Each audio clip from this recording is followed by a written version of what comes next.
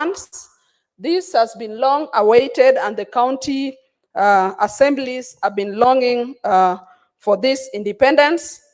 And to tell them that the Public Finance Amendment Act has been amended by inserting the following new sections immediately after Section 109.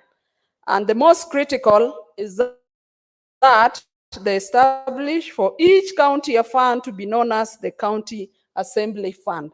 So I think that is good news for the counties, and as a Senate, we are committed to giving our service to the counties as expected. Thank you, Honorable Speaker. Next order, clerk.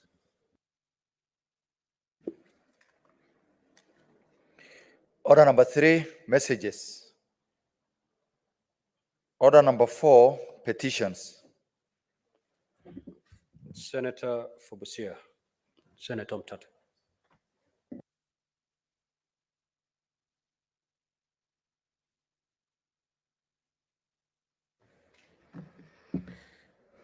Yeah, Mr. Speaker, sir, I rise under, I have a petition for the protection of the right to life, health, and a clean environment, and other constitutionally protected rights and fundamental freedoms of the residents of Uyombo village in Masangoni ward, Masangoni constituency, Kilifi County. We, the undersigned citizens of the Republic of Kenya and residents of Uyombe village in Masangoni ward, Kilifi South constituency, Kilifi County, draw the attention of the Senate of the Republic of Kenya to the following.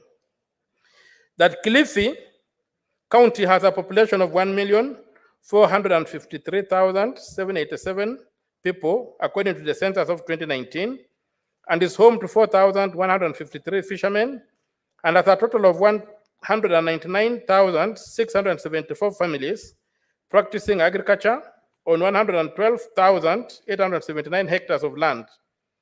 The county has continued to support education programs with 1,550 ECD centers, 41 vocational training centers, 538 primary schools, and 86 secondary schools. That Uyombe village in Masangoni ward, that's Kilifi County, the North Coast region of Kenya, has been earmarked to play host to a nuclear reactor by the Nuclear Power and Energy Agency, NUPEA. That NUPEA is a state corporation established under Section 54 of the Energy Act of 2019 and tasked with the responsibility to promote and implement Kenya's nuclear power program. Paragraph 4 lays out the mandate of NUPEA, and I will skip it because it's in the statute. Paragraph 5, that the preservation and realization of the right to a clean and healthy environment for all is greatly anchored in the strict adherence to procedural environmental rights, that's access to information, public participation, and access to effective remedy in cases of the violation, in ensuring the right to a clean and healthy environment. Therefore, it's pertinent that all procedural rights are upheld without compromise. That the people of Uyomba have been denied access to information regarding the nuclear reactor and have been excluded from the decision-making process. That the Uyomba community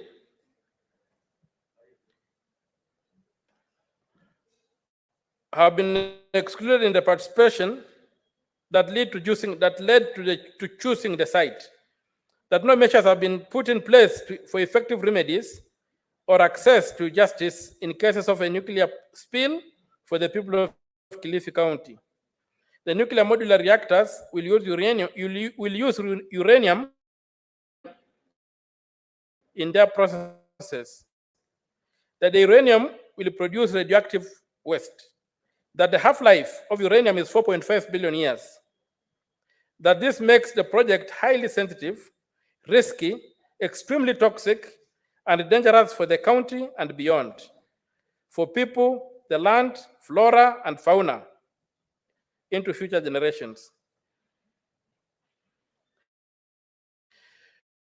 The petition goes on to state what the report of the Presidential Task Force on the review of power purchase stated. I will not read that.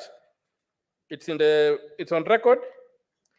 That the Ministry of Finance, therefore, as a result of that report, erred in allocating 2 billion to NUPEA. The Sustainable Development calls for prioritizing sustainability and community well-being and environmentally friendly projects to avoid social and cultural disruption. That nuclear energy is an extremely sensitive venture that requires high levels of professionalism and strict due diligence and fidelity to the rule of law. That NUPEA has exhibited a high level of mediocrity and unprofessionalism in choosing the location Reef and Mida Creek with its mangrove system, part of the Watamu Marine National Park and Reserve, is home to many endangered species of marine life and is included in the Watamu/Malindi UNESCO Biosphere Reserve.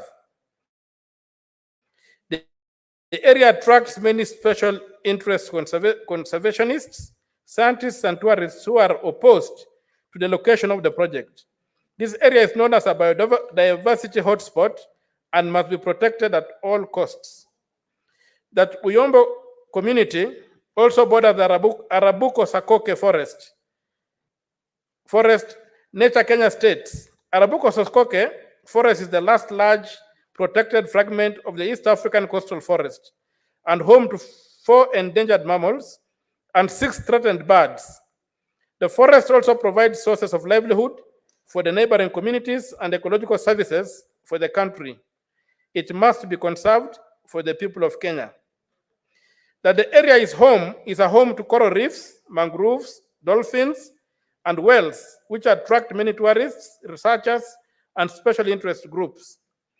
That the area, therefore, is a very sensitive and unique ecosystem, deserving for protection for Kenya's future generations, and that Kenya's tourism, with the socioeconomic benefits, must not be exposed to such high-risk ventures. That this, therefore, disqualifies the location chosen by NUPEA and calls for further research into a new location for the reactor. That choosing Uyombo increases the cost on the taxpayer for risk mitigation. That NUPEA has failed to perform a risk assessment analysis in choosing the proposed site. That Kenya has signed the Vienna Convention on Civil Liberty for nuclear damage that covers liability and compensation.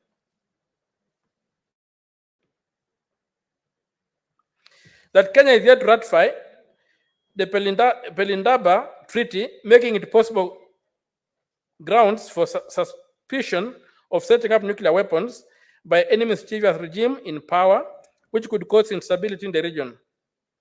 That the legal framework for management of nuclear power plants in Kenya is not adequate. EMCA, that's the Environment Management Act, is weak. Conservation Act is weak on risks assessment, liability, and compensation. That there's no effective legal framework for disaster management in Kenya based on how floods, drought, and the Owino Uhuru-led contamination case and other disasters have been managed. That there are no existing guidelines on health impact assessment with respect to projects and related disasters. That there's no existing policy framework for radioactive waste management. That there's no remediation policy in Kenya, and NEMA is unable even to deal with the Owino Uhuru-led contamination and poisoning that happened in 2009 and is fighting in court against remediation to the affected community. The Japan's Ministry of Economy, Trade and Industry estimated the total of cost of remediating the Fukushima site was yen 21.5 trillion, which is equivalent to 187 billion, almost twice the previous estimate of yen 11 trillion, that was 96 billion US dollars. That the Kenyan taxpayer cannot be made to take such a risk as the taxpayer cannot afford such remediation costs. That there is no proven need for nuclear power as Kenya suffers no energy deficit, and in addition, Kenya has geothermal, wind, and solar resources, which offers renewable energy with less risk. That the socio-economic and social impact report was not done by professionals in nuclear energy and radioactive waste management. That in parallel, through a mission or commission, NEMA has failed to respect laws and procedures related to licensing, and the research project was allowed to be implemented in a location that is contrary to the rules and regulations on the requirements related to the environmental impacts. That NEMA is also legitimizing the illegal work of NUPEA by being part of the presentation and defense of the CESA report. That the county government of Kilifi has failed in its mandate to control toxic industries producing toxic waste by either providing suitable infrastructure, or if the infrastructure is inadequate, to advise against the commissioning of such projects. That the peers of energy, during a visit to endorse the site, ignored the issues raised by the community and went ahead to rubber stamp NUPEA's decision on the location, signifying the groundbreaking of the project activities in the community despite the concerns posed by the community. That we raised our issues before the relevant institutions and organizations, that is the Ministry of Energy and Petroleum, the Ministry of Environment and Forestry, and the Kilifi County government, but were ignored. That the issues raised above are not pending in any court of law or any other legal body. We therefore, your humble petitioners, pray that the Parliament of the Republic of Kenya, through the Senate, urgently consider this an economic, environmental, and moral issue for the country, and that they act with the view of, 1, ordering all responsible state agencies to remove Uyombo from the list of possible sites for a nuclear reactor. Ordering NUPEA to immediately explain evidence-based research and the science that led them to choosing Uyombo as their preferred site. Ordering the EACC to institute mechanisms to prosecute individual NUPEA officials found culpable of wasting taxpayer funds by recommending Uyombo as their preferred site. Ordering NUPEA to stop interfering in the issuance of title deeds to the Uyombo community.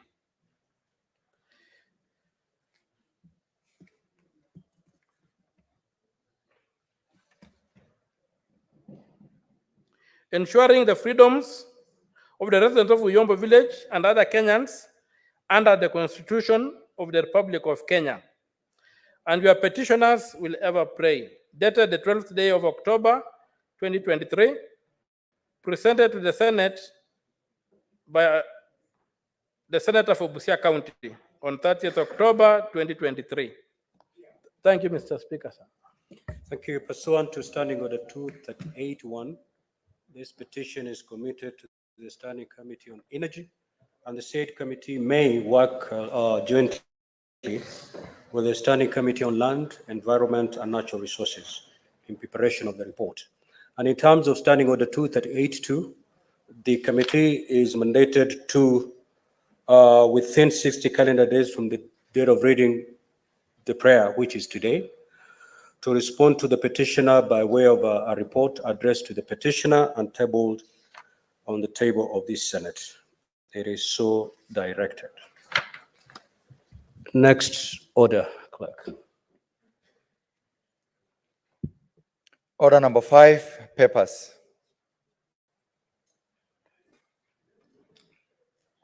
The majority leader.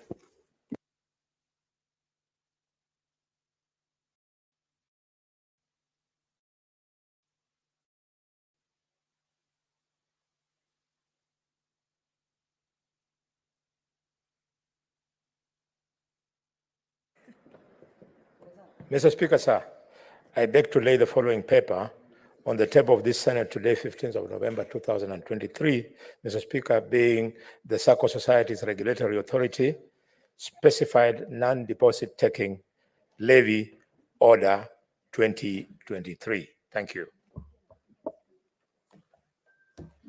The chairperson, Standing Committee on Administration of Committee on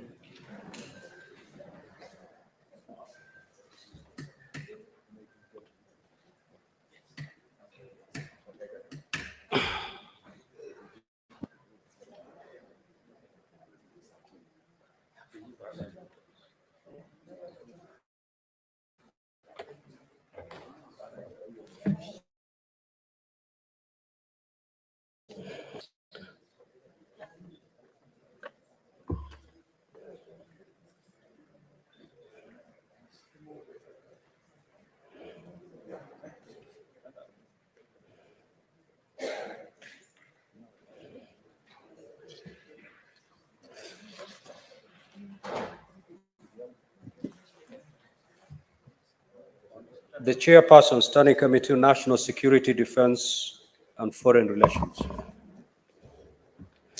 Thank you, Mr. Speaker. Mr. Speaker, I beg to lay on the table of the House the joint report of the consideration of the request for approval by Parliament of the deployment of officers of the National Police Service to the Multinational Security Support MSS mission.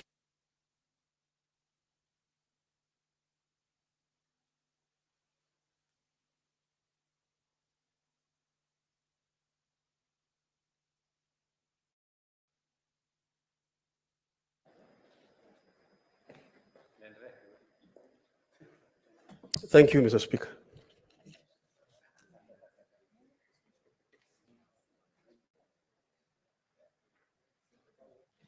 Next order, clerk.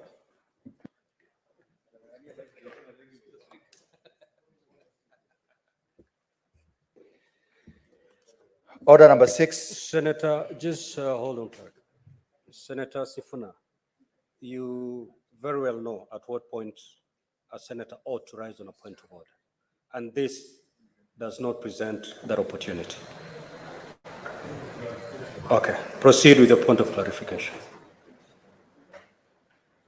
Mr. Speaker, I wanted to request your indulgence that this order on papers, since yesterday I was required to table some papers regarding the debate yesterday, that I do it at this particular juncture. Very well. If you recall, honorable senators, the honorable senator for Nairobi, Senator Sifuna, made certain allegations, and through some points of order, he was requested to substantiate. He was unable to substantiate immediately and therefore sought time to do so today. I will therefore allow the honorable senator to proceed to substantiate pursuant to Standing Order 105-2.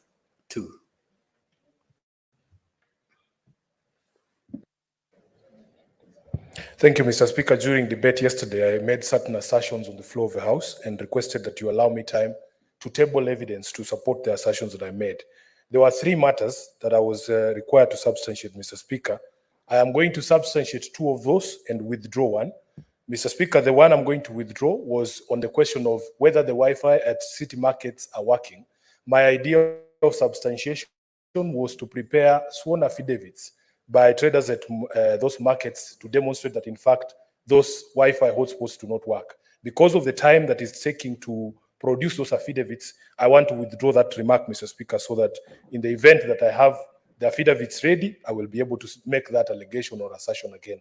Secondly, Mr. Speaker, I was required to substantiate an assertion I made here that, in fact, the loan default ratio of the loans that have been disbursed under the Hustler Fund are higher than the loan default of commercial banks in Kenya.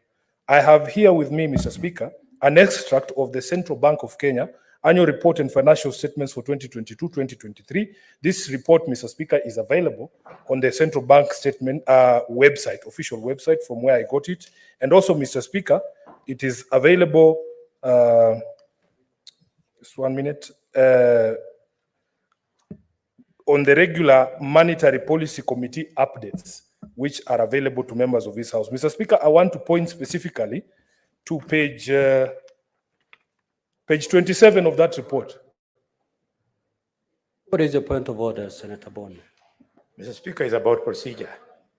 The senator was proceeding very well. Having described the evidence he has, he's supposed to table. You will peruse through the clerks. You'll be satisfied it meets the standard, and then he can then speak to it after you have met that clearance. That is the procedure, Mr. Speaker, sir. He's just supposed to table. Just Without allow him to just highlight the contents. After that, he'll table.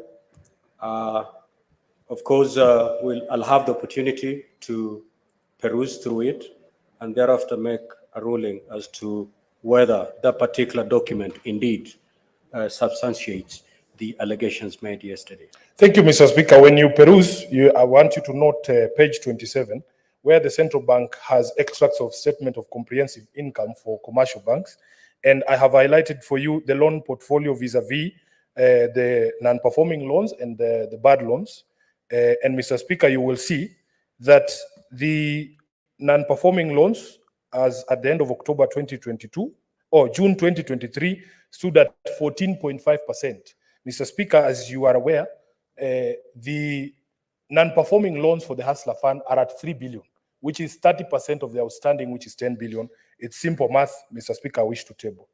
Secondly, Mr. Speaker, there was an assertion here that we, in fact, as a country, received a donation of free fertilizer from the Republic of Russia.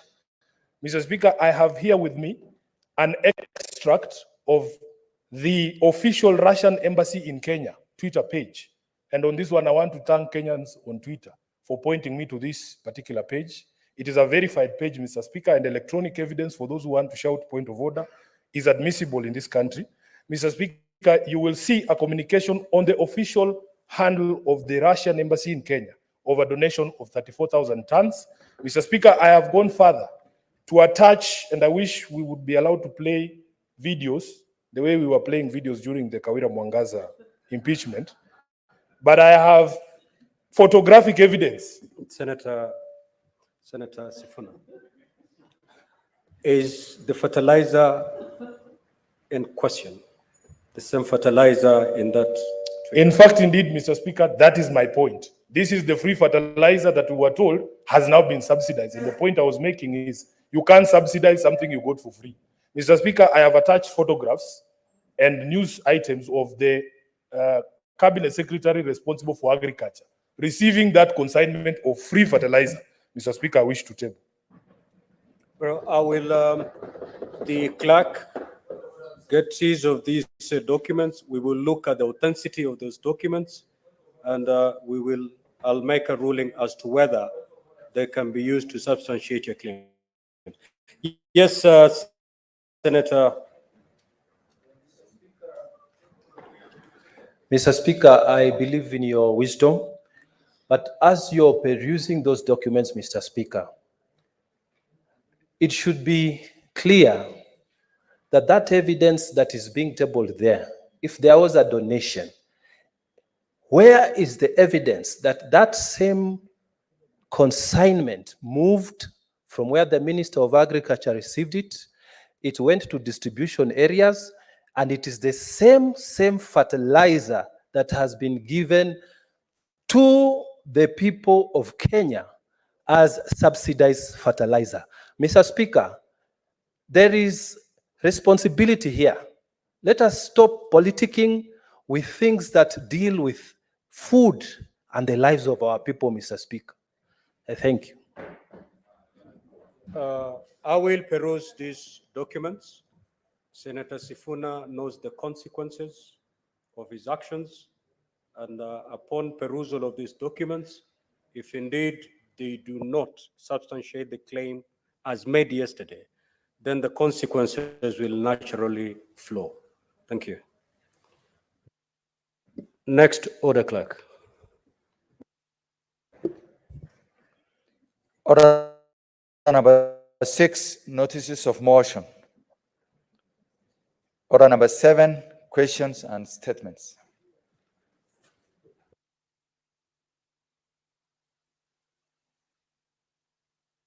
One,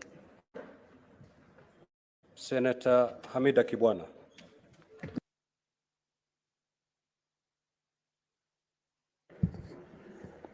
Thank you, Mr. Speaker. My statement on 52.1, Standing Order 52.1 is regarding the launch of the time use survey report. Mr. Speaker, sir, I rise pursuant to Standing Order 52.1 to make a statement on a matter of general topic concern regarding the recent release of Kenya's first ever time use survey report. This development is pivotal in the pursuit of gender equality and acknowledgement of women's contributions to our national economy. The survey provides us with valuable data that highlights the significant yet often invisible contribution that women make to our society and economy through unpaid domestic and care work. The stark gender disparities in the distribution of unpaid care work underscore the urgent need for targeted interventions and policy reforms that support and empower women. The survey was conducted as a joint effort by the Kenyan National Bureau of Statistics, KNBS, the State Department of Gender and Affirmative Action, UN Women, the World Bank, and Oxfam International. The report presents a comprehensive analysis of time use data based on the 2021 Kenya Continuous Household Survey. Mr. Speaker, sir, the findings are both enlightening and concerning. What is the point of order, Senator Paul? So, thank you, Mr. Speaker. The distinguished senator is obviously speaking to an opinion poll. And Mr. Speaker, opinion polling in this country is covered by a statute. Mr. Speaker, could she, before she makes us consume of that survey, tell us who the opinion polling agent is and whether the survey they have taken was in accordance with the law? Mr. Speaker, I say this with maximum respect to my colleague, but unfortunately, people are even doing opinion polls on telephone phones, on their phones. So what is your point? What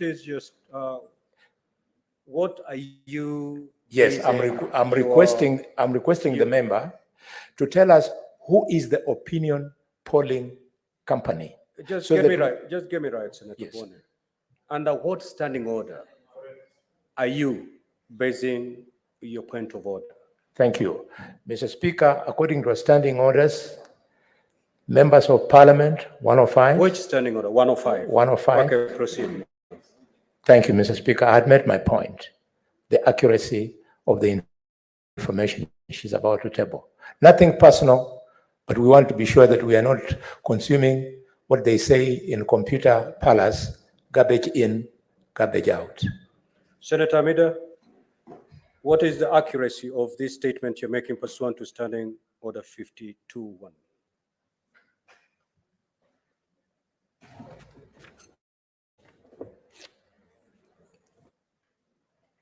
Mr. Speaker, I request my colleague, Senator Kalwale, just to give me time because he has not even understood the gist of this statement. I had not even started yet. So I don't see why he would have getting jittery on this one, and yet I'd not even started. Kindly give me time, and I will disclose the opinion following. Are you saying that the responses to the accuracy of your No, statement is in the body of your statement? Is that what you're saying? Yes. Okay, proceed. Thank you. Mr. Speaker, sir, the findings are both enlightening and concerning. The report reveals that on average, women in Kenya spend approximately 5 times more time than men on unpaid domestic and care worker. The inequality not only perpetuates gender inequalities, but also impedes women's empowerment, hindering the ability to engage in productive activities and public life. The invaluable partnership of the National Gender and Equality Commission, GEC, the Council of Governors, COG, And the University of Nairobi, UON, in the survey highlights the collective commitment to addressing the gender disparities embedded in unpaid care worker. As Mr. Speaker, sir, as we delve into the specifics, the survey indicates that on average, women and girls in Kenya over the age of 15 spend 3 hours every day on unpaid domestic and care work. There is a significant time investment that unfortunately it is not adequately accounted for in our national economy. The geographical distribution of the unpaid work reveals additional layers of disparity.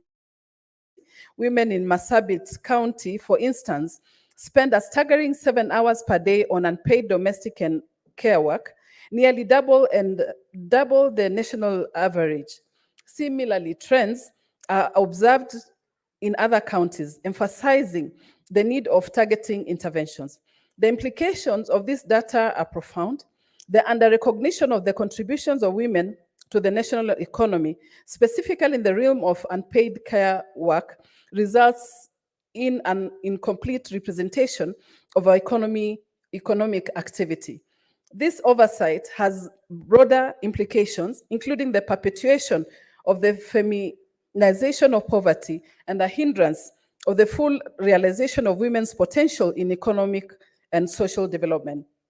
Mr. Speaker, sir, to address these challenges and pave the way for a more equitable future, it is imperative that we not only recognize the disproportionate burden placed on women, but also take concrete steps towards policy development and legislative reforms. The report emphasizes the need of an unpaid care and domestic work policy to legally recognize, reduce, and redistribute the workload.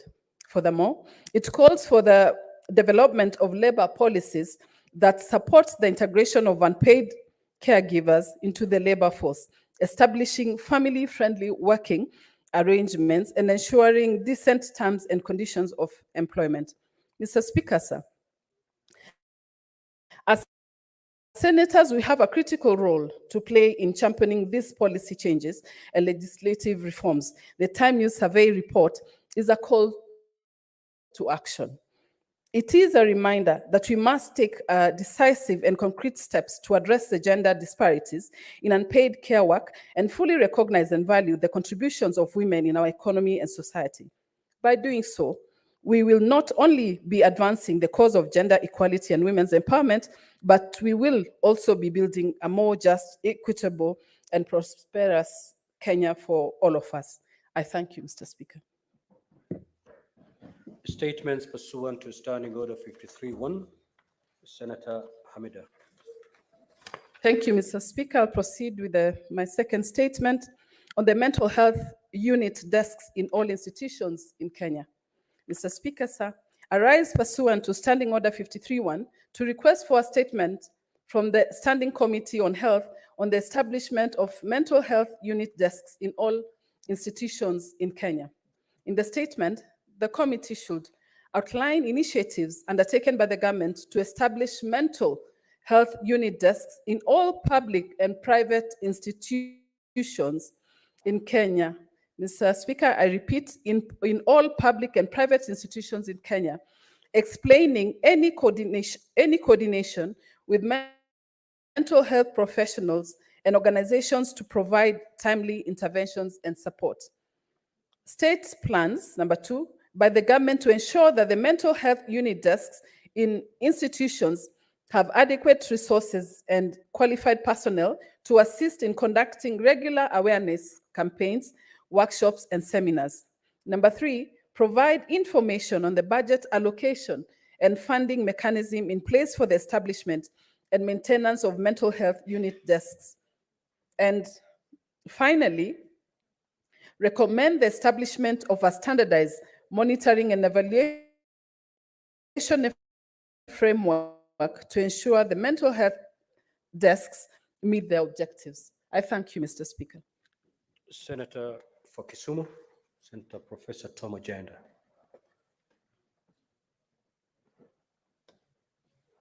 Thank you, Mr. Speaker, sir. I have 3 statements. The first statement, Mr. Speaker, sir, is on the provision of agricultural extension services in Kisumu County. I rise pursuant to Standing Order 53-1 to seek a statement from the Standing Committee on Agriculture, Livestock and Fisheries regarding the provision of agricultural extension services in Kisumu County. In this statement, the committee should, one, state the extent of provision of agricultural extension services in Nyando, Moroni, and Nyakach sub-counties in Kisumu County. Two, state measures put in place to upscale provision of agricultural extension services in the 3 sub-counties. And 4, give a breakdown of how the budgetary allocation by the national government and county government of Kisumu towards the provision of agricultural extension services was utilized for the financial years 2022-2023, and how the funds set aside for the financial years 2023-2024 will be utilized for agricultural extension services in Kisumu County. Mr. Speaker, sir, my second statement is on early childhood development education or ECD in Kisumu County. Mr. Speaker, sir, I rise pursuant to Standing Order 53-1 to seek a statement from the Standing Committee on Education regarding early childhood development education or ECD in Kisumu County. In the statement, the committee should, one, state the number of ECD centers in Kisumu County and their respective pupil enrollment. Two, appraise the Senate on the number of teachers deployed by the county government of Kisumu to the ECD centers, their terms of employment, including remuneration and other benefits, and the teacher-pupil ratio. Three, provide a report on the level of national and county government investments in infrastructure development and teacher training in ECD centers, stating the budgetary allocation at both levels of government, disclosing any donor funding for infrastructure development and promotion of quality childcare in the centers for the financial years 2023-2024, and 4, outline any measures put in place by the county government to optimize the teacher-pupil ratio in ECD centers within the county. Mr. Speaker, sir, my last statement is on pending bills accrued by the county government of Kisumu. I rise pursuant to Standing Order 53-1 to seek a statement from the Standing Committee on Finance and Budget on the pending bills accrued by the county government of Kisumu. In the statement, the committee should, one, state the amount of pending bills accrued by the county government of Kisumu during the financial years 2013-2014 to 2022-2023, indicating the nature of these bills and the status of their payment to date. Two, state the reasons for non-payment of pending bills by the county government. And three, state the amount of funds set aside by the county government of Kisumu for the financial years 2023-2024 for the payment of pending bills, stating measures put in place to ensure the prompt clearance of all pending bills accrued by the county government. Thank you, Mr. Speaker, sir. Statement pursuant to Standing Order 56-1AA. The Chairperson, Standing Committee on Roads, Transport and Housing.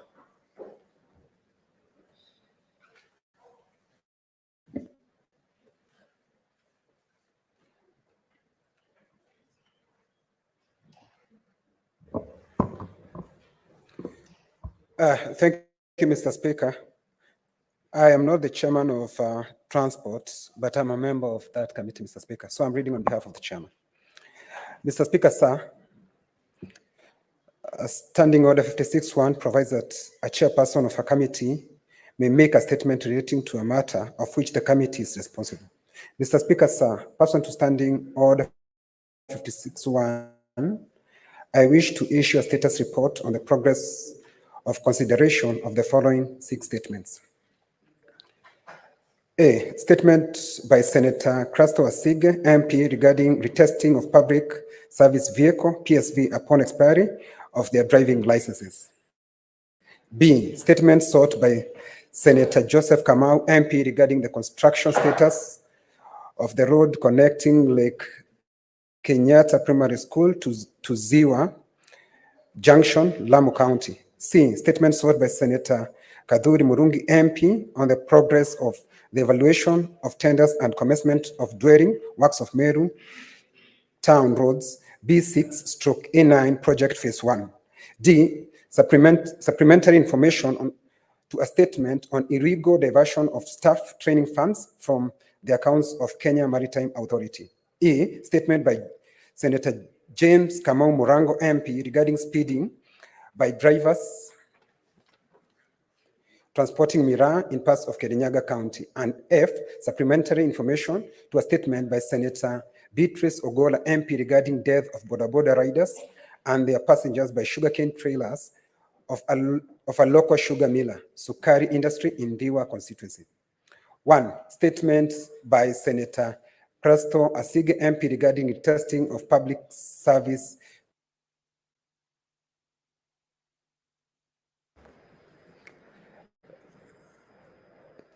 Transport and Housing regarding retesting of public service vehicle PSV upon expiry of their driving licenses.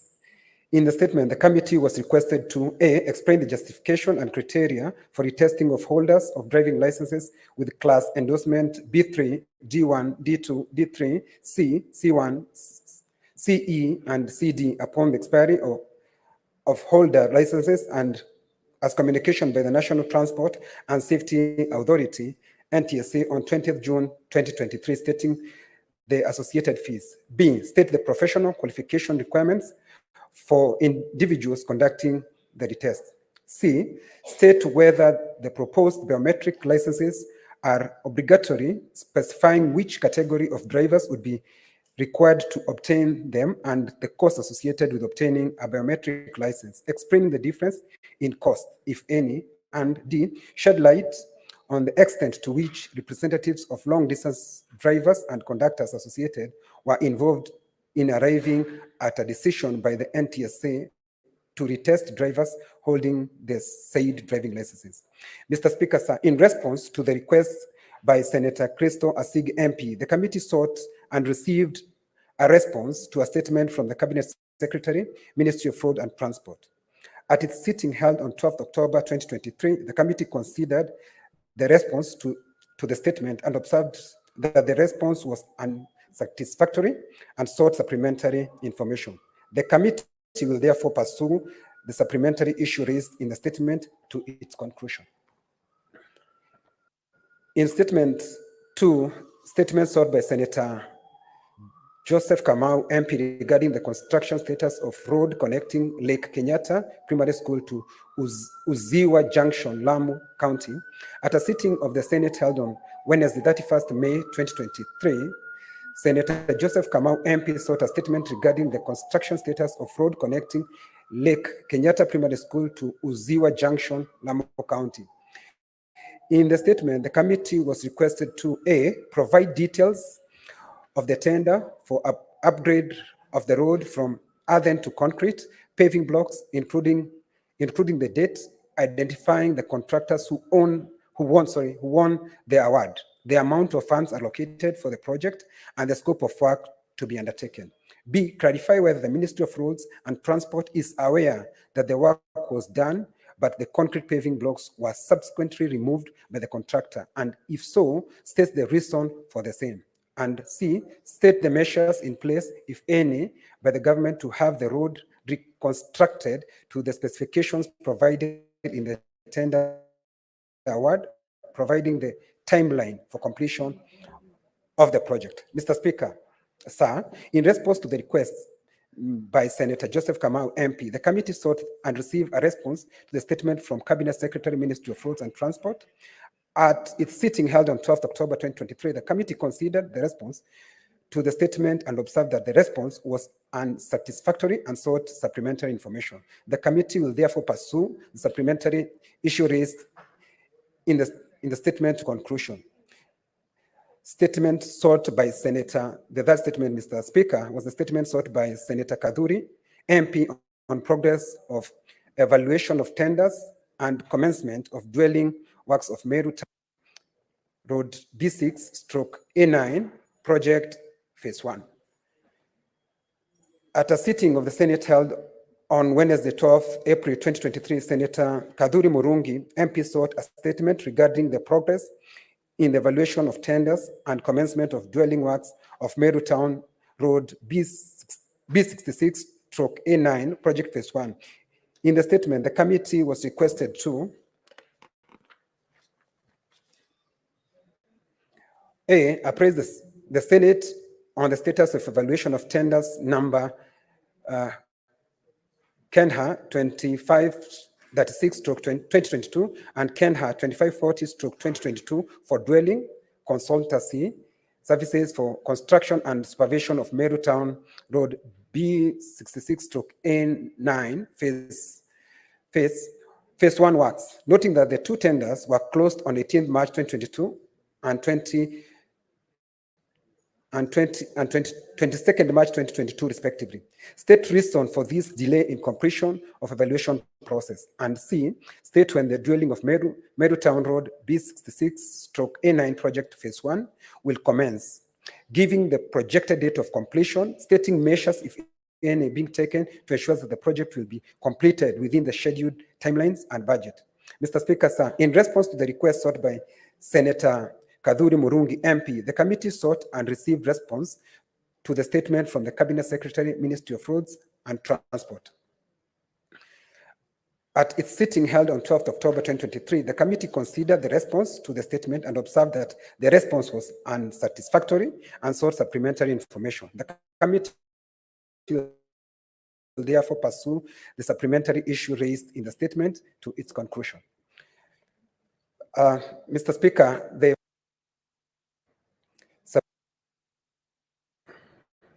supplementary information to a statement on the illegal diversion of staff training funds from the account of the Kenya Maritime Authority.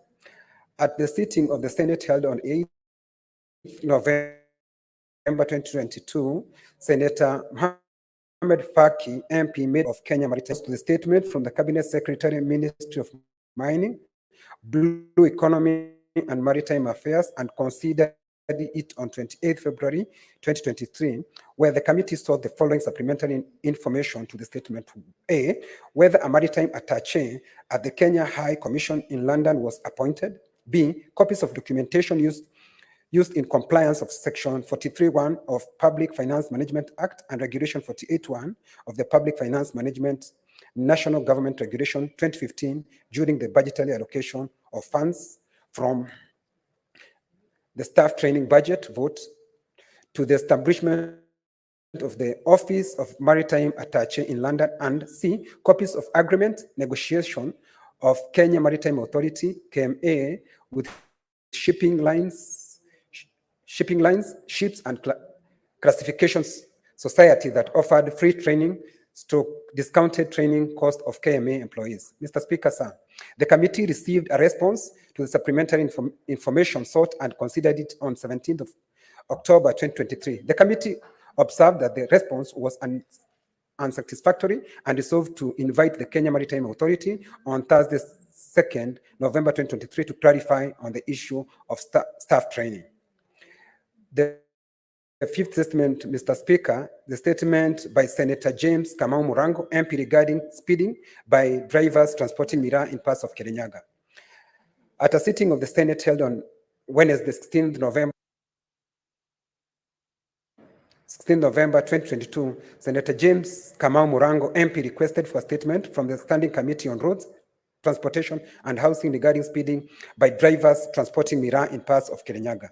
In the statement, the committee was requested to A, appraise the Senate to the extent of compliance to provisions stipulated in the Traffic Act by drivers transporting miraa. B, state the measures put in place, if any, to curb accidents caused by drivers who continue to create havoc on the red soil, Murufara and Gurubani areas in the county. And C, emulate the action being taken by the government to ensure peaceful coexistence among road users, including motorists, cyclists, and pedestrians, and dealing strictly with traffic offenders to curb cases of traffic offenses and accidents. The committee received a response to the statement from the Cabinet Secretary, Ministry of Roads and Transport, and considered it on Tuesday, 25th April 2023, where the committee resolved and sought the following supplementary information. A, the National Transport and Safety Authority should strictly enforce the Traffic Act on Miraa transport drivers who contravene the Act. B, the Ministry of Roads and Transport should engage Miraa transporters through their SACCOs and association and develop a sensitization program for compliance of Traffic Act by Miraa drivers. And C, the Ministry of Roads and Transport to submit a report to the committee on the implementation of proposed interventions to improve road safety as stated in the response to the statement. Mr. Speaker, sir, in response to the request sought by Senator James Murango, MP, committee sought and received a response to the statement from the Cabinet Secretary, Ministry of Roads and Transport. At its sitting held on 17th of October 2023, the committee considered the response to the statement and observed that the response was satisfactory and therefore concluded the statement. Mr. Speaker, the last statement was sought by Senator Beatrice Ogola, MP, regarding the death of boda riders and their passengers by sugarcane trailers of a local sugar miller, Sukari Industry in Thiwa constituency. At a sitting of the Senate held on 15th November 2022, Senator Beatrice Ogola, MP, requested for a statement from the Standing Committee on Roads, Transport and Housing regarding death of boda riders and their passengers by sugarcane trailers of a local sugar miller, Sukari Industry in Thiwa constituency. In the statement, the committee was requested to A, explain why cane trailers belonging to the local miller in Thiwa, Sukari Industry transport sugarcane at night when visibility is poor, leading to frequent cases of accident, specifically involving their passengers and other pedestrians, noting that local access roads are very narrow and the trailer roads of cane are abnormally big. B, state whether recent cases of accidents involving cane trailers of said company, boda riders and other road users, where approximately 20 people have lost their lives and dozens injured, have been investigated and culprits brought to book.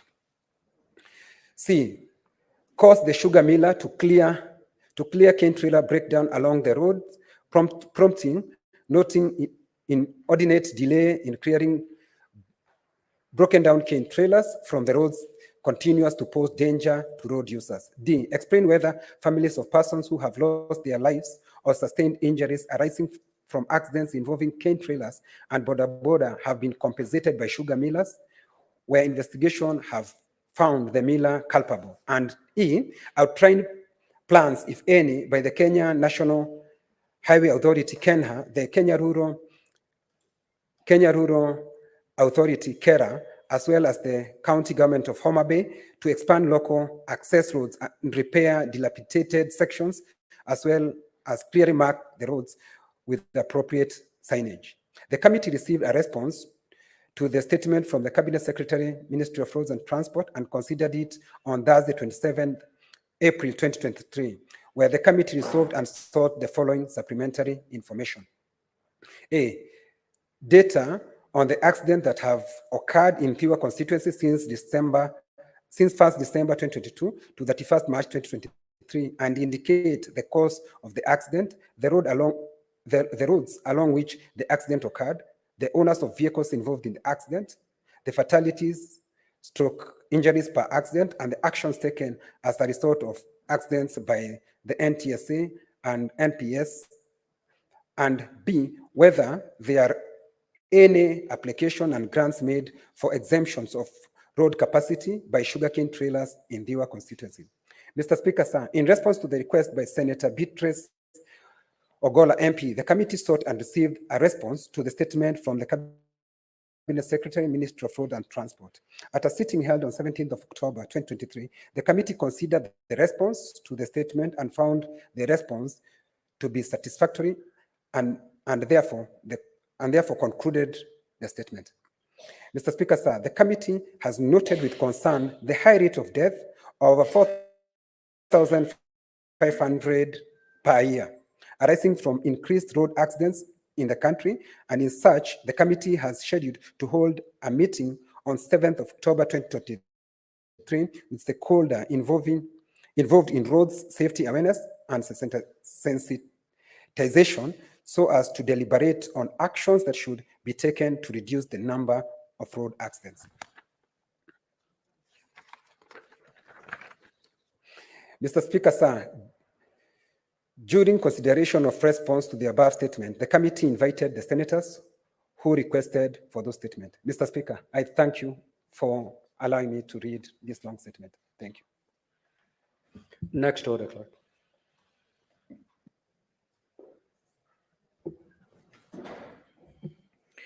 Order number 8, motion. Debate on the President's address to Parliament. Now, honorable senators, at the rise of the House yesterday, Senator Beatrice Ogola had the floor, or this morning, had the floor, and I had a balance of 7 minutes.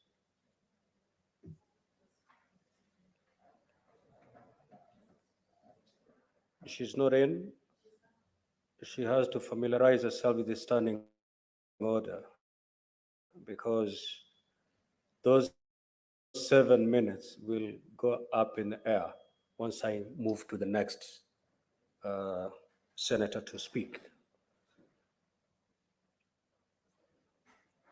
He's not in the House. Senator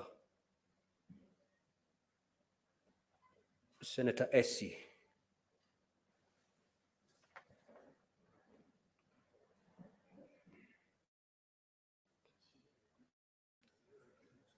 Senator Essie Okenyuri.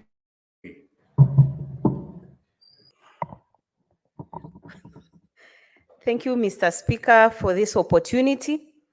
I want to support the motion of the President's address, in as much as I want to note that we've had a share of our own challenges, but it's equally important to note some of the progresses that this administration has made in the first year in office. Mr. Speaker, one of such progresses we've made, farmers across the country were able to receive the subsidized fertilizer, and as a result, we've had actually decreased prices of unga in our supermarket shelves from this administration. Mr. Speaker, sir, why should we? What is the point of order, Senator Sifuna? Mr. Speaker, under Standing Order 105 on responsibility for statements, I want the senator for the nominated Senator Essie Okenyuri to demonstrate to this House a reduction in the prices of unga to the levels that she's claiming. I think the senator is referring to the address by the president. That's exactly what I'm on about. It's contained there. He's simply lifting as it's contained in that particular. But now It is she's not not the her president. assertion. She's not the president now. Honorable Senator, the only time you'll be called upon to substantiations. But if you're lifting a statement from a book or from a report, then that burden does not lie on your shoulders. Senator, can you proceed, please? Thank you, Mr. Speaker, for guiding the Honorable Senator for Nairobi. Not actually every other thing that you're making reference from deserves rising on a point of order. Mr. Speaker, sir, that said, we come to the issue of the health sector, whereby we saw the community health promoters whom we now have across the country. I had a one-on-one encounter with community health promoters the other time, the Senate Health Committee, in their county tours in Nyamira, Ekerenyo, where we visited in our inspection visits. And I can assure you, even the people at the locality were very happy to see this new development because services were getting closer to them. And like initially where they only relied on having to travel all the way to the health facility, they can actually get advice and help at a grassroots level where before they actually seek for specialized support in hospitals. Mr. Speaker, sir, Those are one of the best developments we have, because a healthy nation is a nation that is able to even work on themselves and get economic status that will actually support them, support their families. Mr. Speaker, this actually is supporting very many women, especially rural women. For the other day, the Senate was in Turkana, and for the senators in the Health Committee who had an opportunity to visit the dispensaries in Turkana County, you can actually concur with me as to why we dearly needed these community health promoters. If women in rural parts of Turkana are not able to access dispensaries because of the distance, why don't we make it easier for them? Because I equally realized they are conservative community, and the women would not want to be exposed, especially when they visit these facilities during delivery. So this is a very good way of making services get closer to the people, also accommodating their interests. Those are the discussions we should be having, and I want to commend this address by the president, because as I initially indicated, in as much as we have had a share of our own challenges, partly well known, we got the wells dug deeper. We couldn't continue digging deeper, and we are trying to cover up for some of those mistakes made by the previous regime. And a popular handshake, which was a very bad leadership experiment we've had in this country. Mr. Speaker, allow me to conclude at that bit and say that we keep planning on a daily basis, and urge the members of the opposition side, if they have better engagement on how this administration can actually implement some of these issues. And I always remind members, leadership actually works when we ignore the other issues that divide us, other than come together and agree on what works. Because you're a Kenyan first before you either become Kenya Kwanza or Azimio. So we are Kenyans, and as leaders, we need to put our heads together and support the president in steering this administration, because Kenyans spoke and they made a choice. We now have the ball on our side to ensure that whatever choices we made work for the several millions of Kenyans who are relying on us. Thank you, Mr. Speaker. Senator Ombo.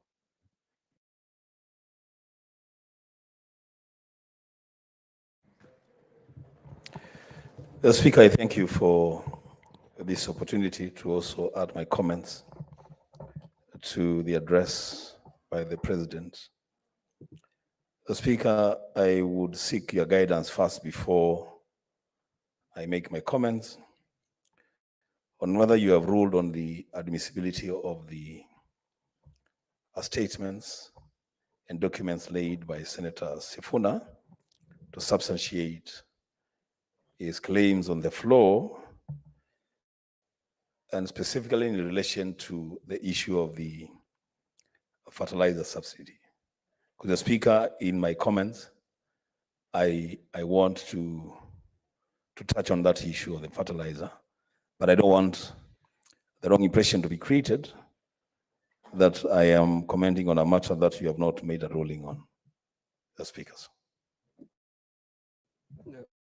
Honorable Senator, if you're keen, I said that I will look at those documents on whether they're admissible or not. That can only be after I've looked at them. And therefore, the first thing I'll have to pronounce myself on is the admissibility of the documents that have been laid there. Once they're admissible, then I'll proceed to the second lead, whether they're sufficient to substantiate the claim that was made yesterday. And if I find that they are not, they're inadmissible, then of course the matter rests right there. So that is a ruling that I'll make first thing tomorrow when we resume the House. Well guided, the Speaker, so I'll see how to navigate my comments. Mr. Speaker, First of all, I want to say on record that before I joined the Senate in the year senior editor in this country, and I used to dispatch journalists to cover this very event, the joint address of the president by the president of Parliament. As Speaker, the first question members of Parliament before the address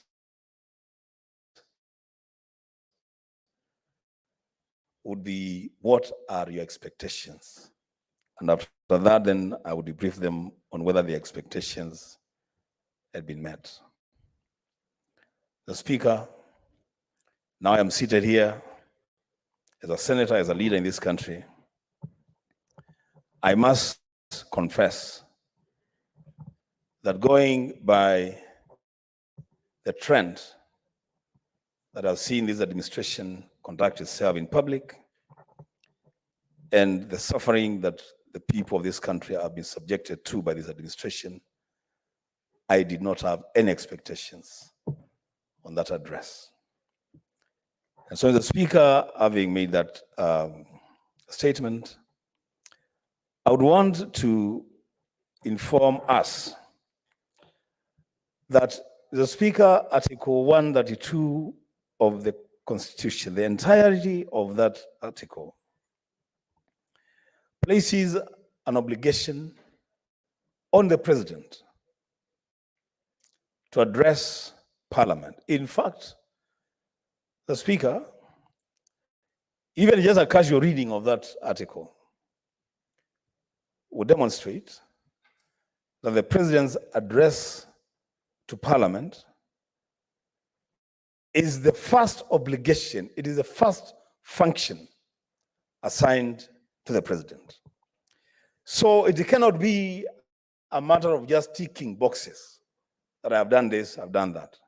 It must be an address that, Mr. Speaker, brings change and inspires hope in the nation through the leadership of Parliament. The Speaker, the requirements are very, very clear and very simple, that the President should address us as representatives of the people of this Republic on the state of the nation. Where are we as a country? He is supposed to address us on the measures that have been put in place by his administration and the progress made in realization of the national values and principles of governance as captured in Article 10 of the Constitution. And lastly, Mr. Speaker, is supposed to address us as representatives of the people on the state of our national security. Are our borders safe? Are we safe in this country?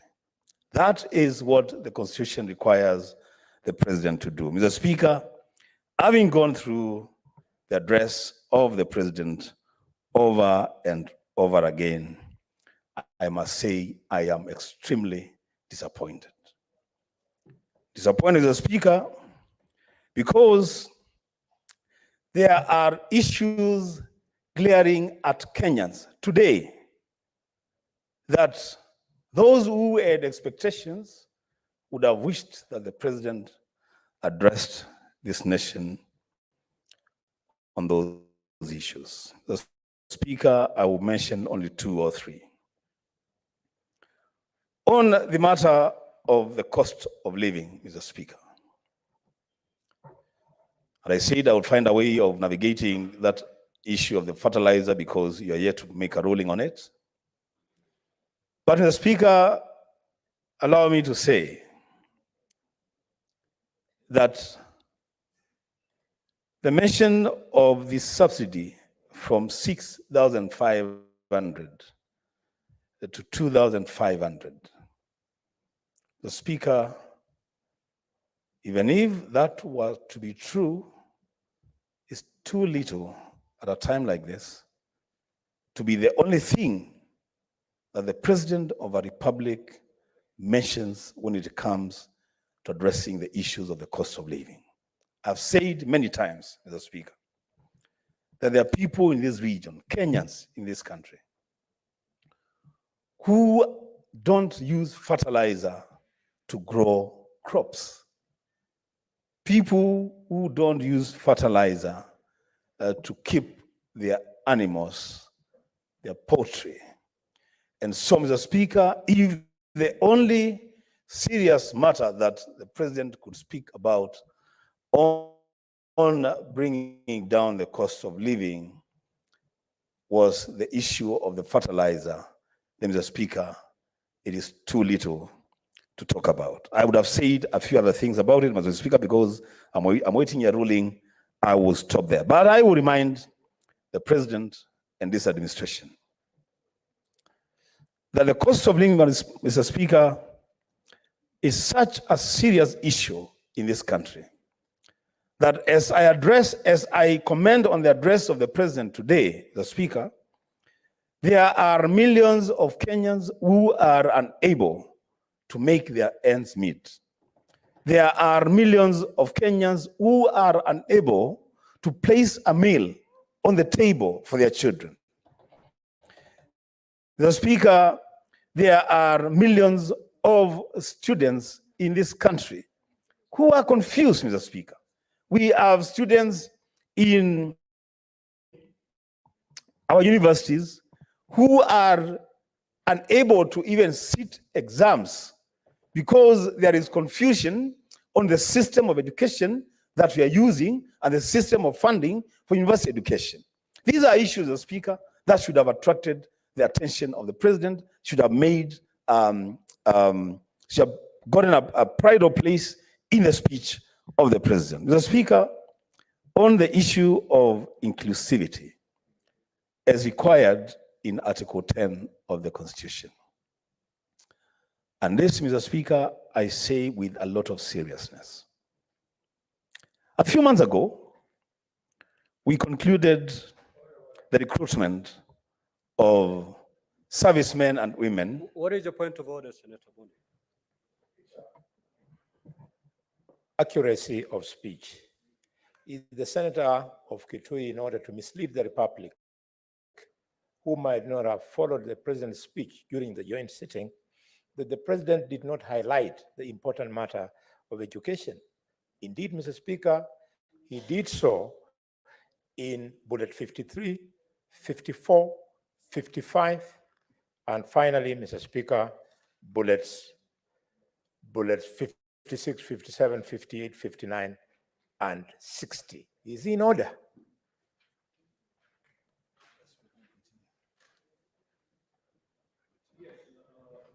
Honorable Senator, you've made some Yes. allegations to the fact that the president did not mention anything concerning education. And the Senator for Kakamega has drawn your attention to those paragraphs that indeed His Excellency the President took time to explain. Mr. Speaker, I don't know whether the senator for Kakamega has already made his contribution on this matter, but that's fine. The Speaker,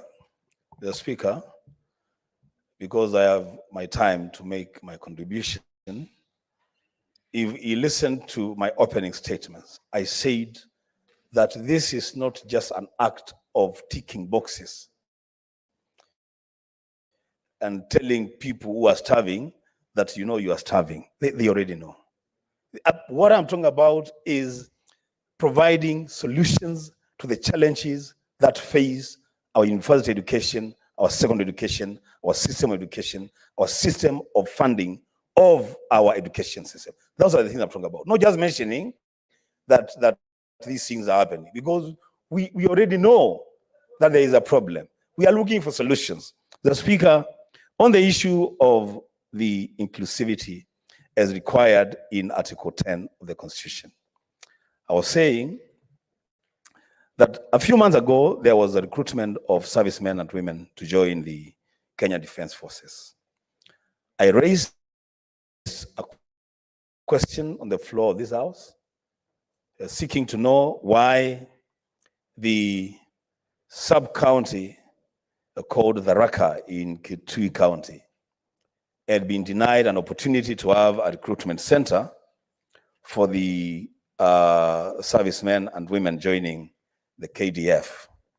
Mr. Speaker, to date, it has not occurred to the chairman of security, and he's not here, and his members, that was a question, a statement, that timelines, and it needed to be addressed before the recruitment was done, so that we afford our young people an opportunity to present themselves for recruitment. Mr. Speaker, I will be requesting this House, on account of the requirement by law, by the Constitution, that the president must be guided by the principle of inclusivity when it comes to access to opportunities in this country. I will be requesting the Speaker that we do a proper audit of the recruitment of the KDF, the past recruitment of KDF, so that we establish regional balance. How many young people from each region were accorded the opportunities to be recruited in the KDF? I say this as a Speaker because I know this is not an isolated case. I had conversations with my brother, my colleague, my neighbor, the senator for Tana River, and I know he had a similar challenge, where a section of his people were denied an opportunity to present themselves for recruitment. Mr. Speaker, if we allow these things to continue, then what will happen is that at the end of the day, we will have regions of this country that have provided young people to serve in the military, and other regions that are denied that opportunity. The Speaker, on the matter of... Senator Wambua, yes. The senator from Migori wishes to inform you. Are you amenable? I'm okay, you can inform me. Proceed, Senator Eddie.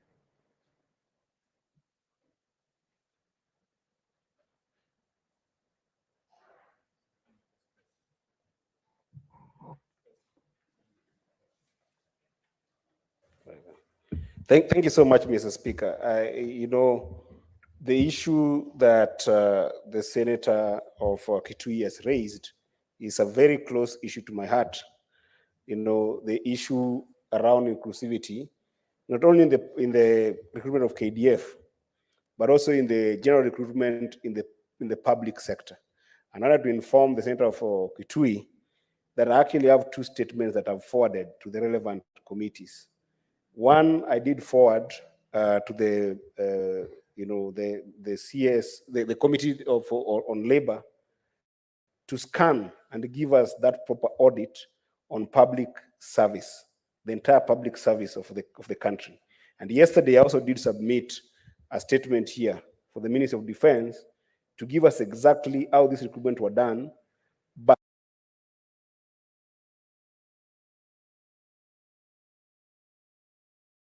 on these two statements when they'll be given in the House, so that we can be able to do that audit with the information that will come from these two ministries. I thank you, Mr. Speaker. Thank you, Mr. Speaker. Thank you, Senator Eddie. I will indeed take more than passing interest in the response to those statements. And Mr. Speaker, while at that, because I have the floor, the Speaker, a way of getting chairpersons of committees to fast-track responses to statements. Because it doesn't help to respond to a statement 1 year after a statement was sought.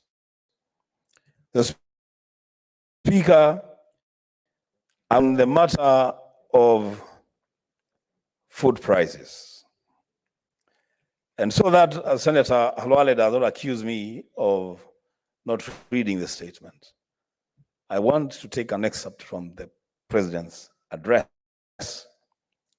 and ask questions from that excerpt. The Speaker, in paragraph 17, the President says that as a result of these interventions, or the interventions that he had mentioned earlier, today a 2-kilogram packet of maize flour is selling at a low of 145 shillings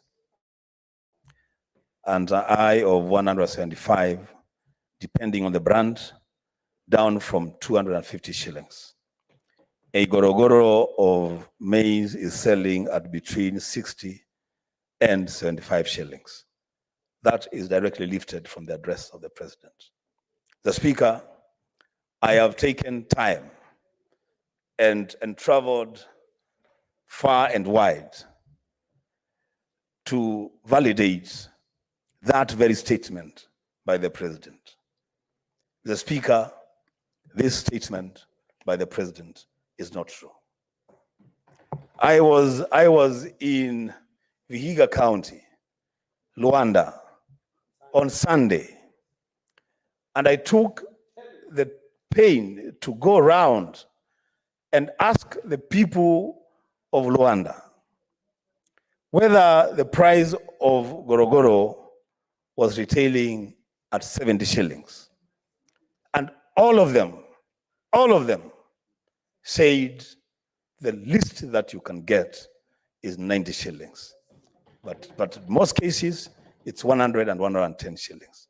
Mr. Speaker, today, I send my people from my office, my staff, paid by the Parliamentary Service Commission, to go around the supermarkets and establish the price of maize flour. And they returned the verdict that the lowest that they found 235 shillings.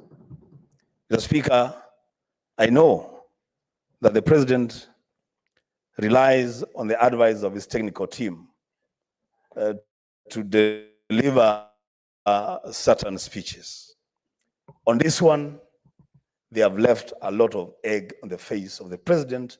They have misled him, and he has miscommunicated to this nation. Mr. Speaker, the matter of food prices in this country, it doesn't know political affiliations. It doesn't matter whether you subscribe to the ideals of the Kenya Kwanza administration or the ideals of the Azimio government in waiting. It doesn't matter.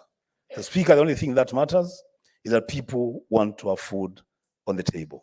And this government, Mr. Speaker, has done too little to deal with the matter of the cost of living. I am happy, Mr. Speaker, that we have the National Dialogue Committee that is. Senator Sige.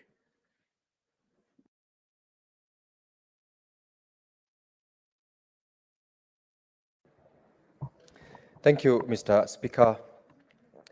I first of all want to appreciate the fact that the Honorable Senator Wambua indeed can acknowledge that this particular speech made reference to some commitments which were made, and also those commitments have already been achieved to the benefit of the Kenyans. Mr. Speaker, his option to tell us that last Sunday he was in Rwanda and he also went ahead to confirm the prices is not what has been given in the speech is also something that I can say. I come from an agricultural zone where the prices sometimes even are below that which the president quoted in his speech. Mr. Speaker, I must appreciate the fact that we have had challenges, and this is truly acknowledged in the speech by the president, that indeed when we came into office, we had as much challenges as those which were given in the speech and those which were not given. History will never be forgotten as you push towards achieving the plans that you have. And the frankness in the speech by the president, in the commitments which were made, and the achievements which have been made cannot be ignored. We cannot, Mr. Speaker, say that we have achieved 100% of the promises which were made. That one is acknowledged. But where were we and where we are is something that the speech indeed acknowledged in a number of its provisions. One of which, Mr. Speaker, is the cost of living. Honorable Speaker, the president indeed acknowledged in very many paragraphs. Out of this, I can very well recall that paragraph 15 of 102 speech by the president is where he indeed made specific comments on the efforts the government has done. And it's true, he has acknowledged, my colleague has acknowledged the fact that one of the items that the National Dialogue Committee has given itself to discuss and come out with a proposal on how to deal with is the cost of living. And in that particular speech, Mr. Speaker, it is acknowledged that it is not it's not a one-off thing. It's not something that we can just go across in the shops and buy.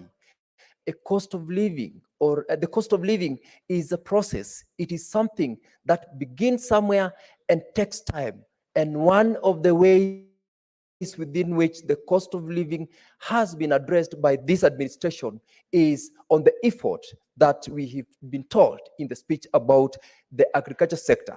The support with which the government has given is not only towards bringing down the cost of maize. It has gone across. It deals with maize, it deals with milk, where there are efforts to ensure that we add value to the produce from our farmers, and by extension, we will fetch better prices in the market. That same effort is in enlisting the farmers, so that we have a database of who are the people whom we need to reach out to in order to get government support.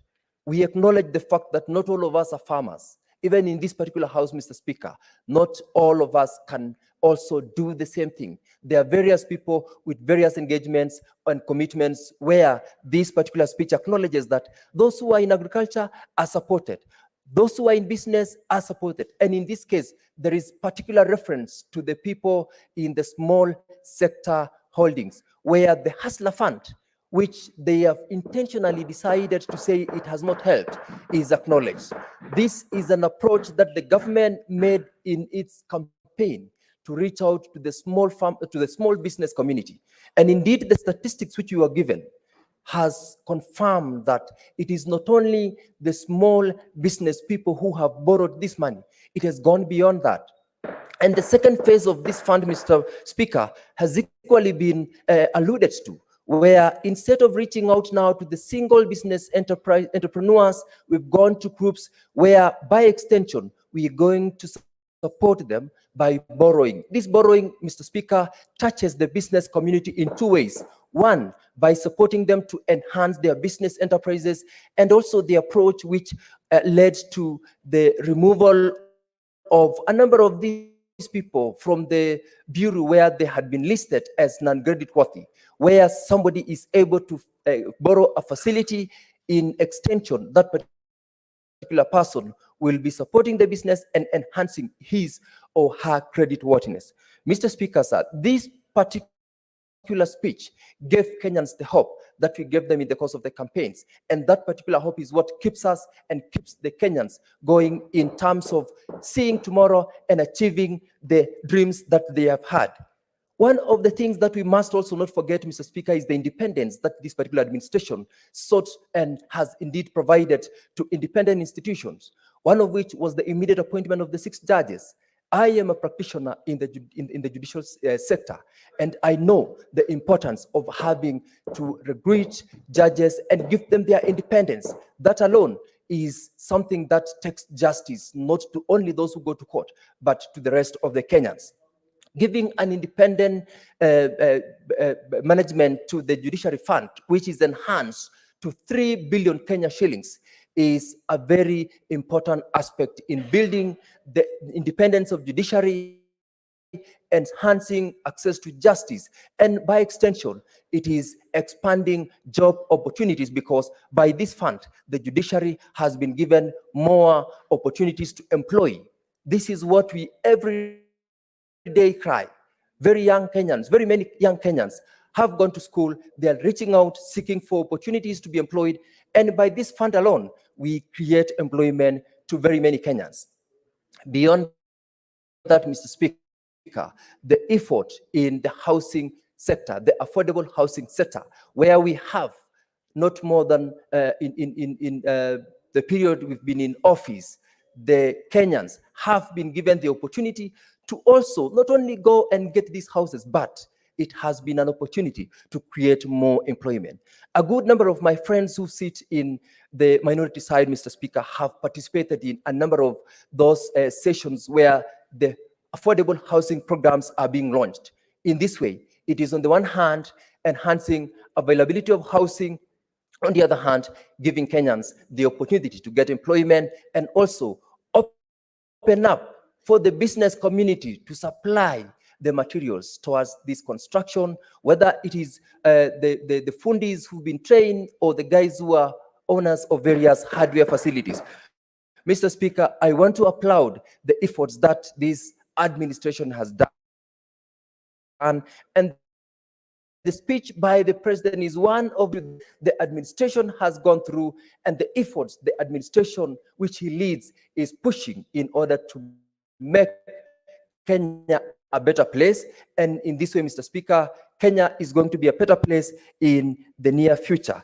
As I end, Mr. Speaker, one of the most important things which we can't forget is where a number of Kenyans are unable to also sustain their business enterprises because of the debt bracket that this country has done. The commitment by the government and the commitment by the president that there'll be a bullet payment of the outstanding amount in advance is a show of the direction the country is headed to. And I am sure where we are able to make this payment by December as committed by the president in his speech, we are going to be opening up this country so that investors can also have confidence to come across, and also the rest of the world, where we have, by the way, by a number of the visits that the head of state has made, been opening up Kenya for investments globally. Mr. Speaker, I want to applaud and ask that the effort this administration is doing goes towards making Kenya a better place to live in. Mr. Speaker, I thank you for the opportunity. Senator Beth Siengo.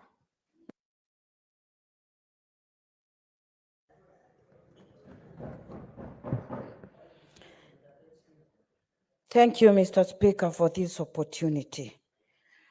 I raise to differ, to disagree, and refuse the false promises, false hopes, and failed expectations of Kenyans that were contained in the presidential address. Mr. Speaker, sir, it saddens my heart to see the President of the Republic of Kenya get to address honorable members of parliament in this country and fail to give Kenyans hope. The expectations that Kenyans have had in this new administration.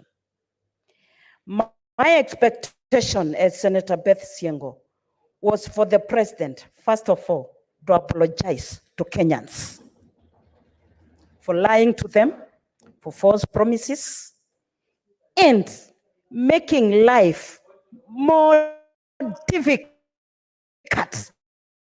for Kenyans to live in this country.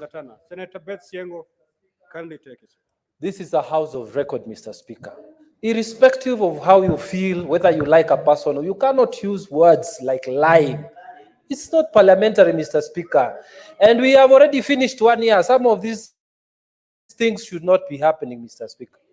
No, you can't say lying. That's not parliamentary, my young daughter. Senator Mungatana, you've made your point of order.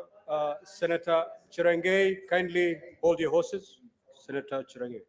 Senator Beth Siengo, this is a house of rules and procedure. Yes, sir. Kindly, I know, and I recognize that. As you make your contribution, kindly be guided by rules and procedure and use parliamentary language. Mr. Speaker, sir, it is good to follow and to use parliamentary language for fields. What do we call that? Mr. Speaker, sir, when Kenyans... Senator Beth Siengo, the reason why I'm guiding you is to help you take your point home by using parliamentary language. If you insist, you know exactly what will befall you. Proceed. Thank you, Mr. Speaker, sir. I am guided at 2 NMAS. The cost of living is unmanageable. The prices of fuel cannot even be imagined. Mr. Speaker, when the President of the Republic of Kenya talks of transforming economy by giving loans and supporting Kenyans to ask for loans where they are expected to repay, this is not a new thing. It has been happening. Kenyans have been living on very difficult conditions of borrowing and repaying those loans. I don't see how it is a new way of transforming the economy. Mr. Speaker, sir, when we talk of giving Kenyans hope, it will start with practical things that the current administration is doing to improve the living standards of Kenyans. Allow me to say that on inclusivity, it also saddens my heart. When this Kenya Kwanza administration was doing their campaigns, they talked of how they would stand by women, support women, appoint more women, ensure more women are elected, ensure that more women are appointed. It is disappointing to see the same women who have been played games on are misused, are struggling, are crying, even to take their children to school, even to place food on the table for their children. Mr. Speaker, sir, as representatives of the people of this great nation of Kenya, we must speak the truth, and we should not stand here to lie to Kenyans. How the current administration. What is a point of order, Senator Chan?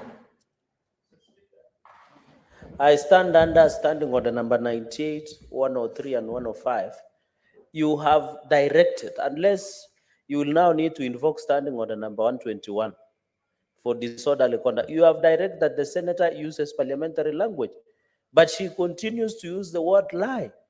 And we have been here more than 1 year, Mr. Speaker. I have been offering free lessons to any person like her so that they can understand what you can say in the floor. You can disagree with government, which is okay, and unless there is a problem, because you just kindly use parliamentary language. You can say disagree, Mr. Speaker. So, Mr. Speaker, is it in order to defy, to decline your directions that you have said, let us, all of us, use parliamentary language? Mr. Speaker, respectfully, if she continues with the same, can you invoke standing order number 121 on disorderly conduct, and we allow her to go and enjoy afternoon siesta? I thank you, Mr. Speaker, sir. Senator Betsieng, I have advised you on what is and what is not parliamentary language. Thank you, Mr. Speaker. I stand guided. I'm still speaking. You have insisted, despite my guidance, to use unparliamentary language. I will therefore proceed to caution you.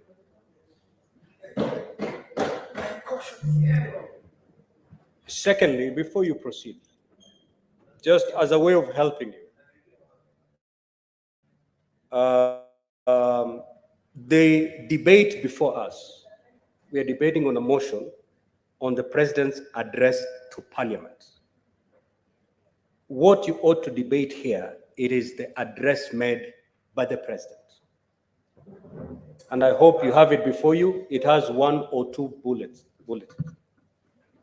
If any of those bullets you're not agreeing with, you point them out. I'm referring to paragraph 100 of the president's address.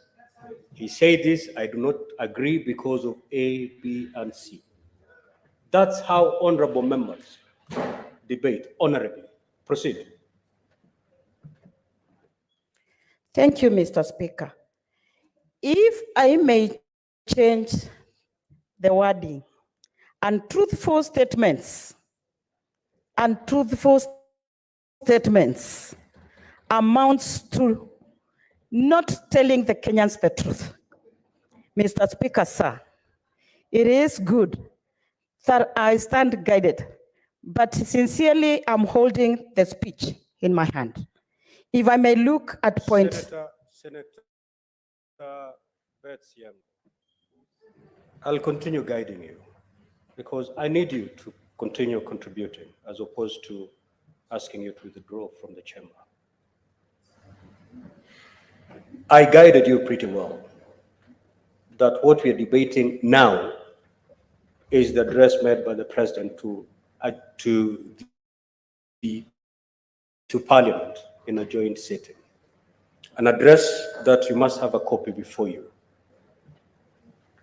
Our debate is confined to that address, not to some campaign pledges made in Vihiga. It is a contribution, a debate on what you have before you. Anything else is beyond this motion. So restrict yourself to what is there. Lift out what you think you don't disagree, and tell us what you agree.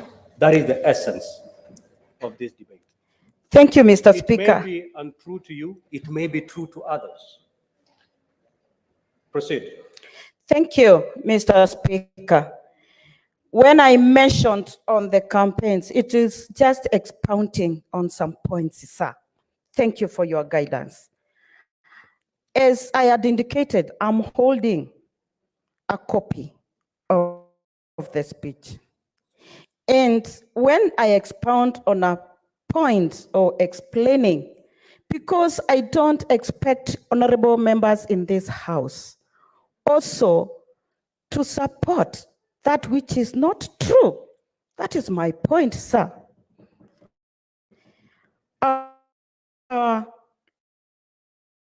Looking at point 1.2, that is 12, where the speech indicates that the leadership has transformed the national political conversation from personalities to issues, from regional or ethnic license to opportunities.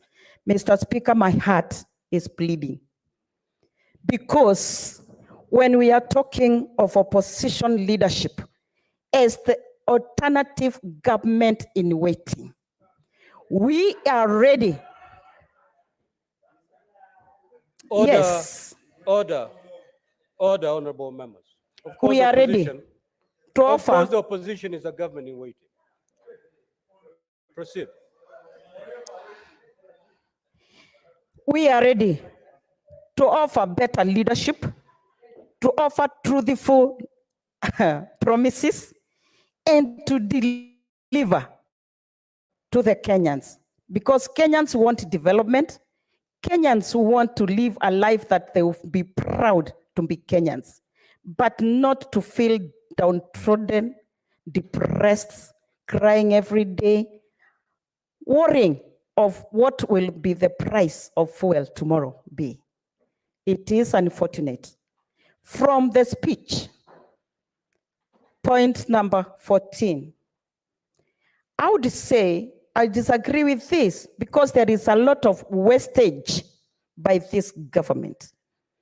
On Monday, we were treated to a spectacular thing where we saw people flying from one county to another using chartered planes, choppers, where the costs of hiring a chopper ranges between 200 to 300 thousand Kenyan shillings.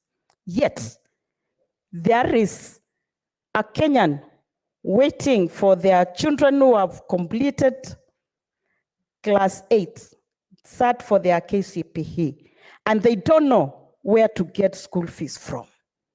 There are Kenyans who are going to bed hungry. They don't know where to get the next meal from. What is the point of order, Senator Boni?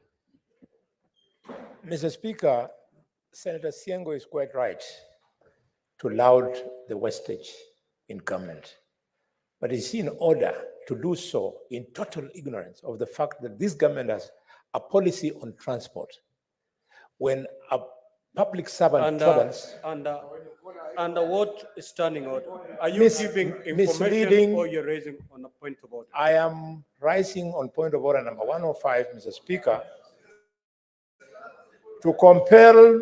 don't Order, be angry. Senator Eddy. It is debate. What is the Proceed, anger Senator for? Boni. Yeah. My view, if it is wrong, you'll bring yours, which is right, isn't it? Mr. Speaker, sir, the government has a policy on transport. And public servants are free to go for other options if they find that policy is not convenient. A public servant moving from Nairobi to a function in the periphery has a public vehicle with a work ticket. What is your point of order, Senator Boni? She is misleading the people that we are using state resources to hire choppers when we know that some of our ministers are millionaires. They can afford their own choppers, Mr. Speaker. Senator Beth Siengo, proceed to conclude your remarks. Thank you, sir. I'm very sure that Senator Boni Alwale, my good friend, the bullfighter, Proceed to make your remarks, Senator Siengo. knows that I am well educated. When he calls me ignorant, Mr. Speaker, sir, I can't understand which standing order allows him to call me ignorant.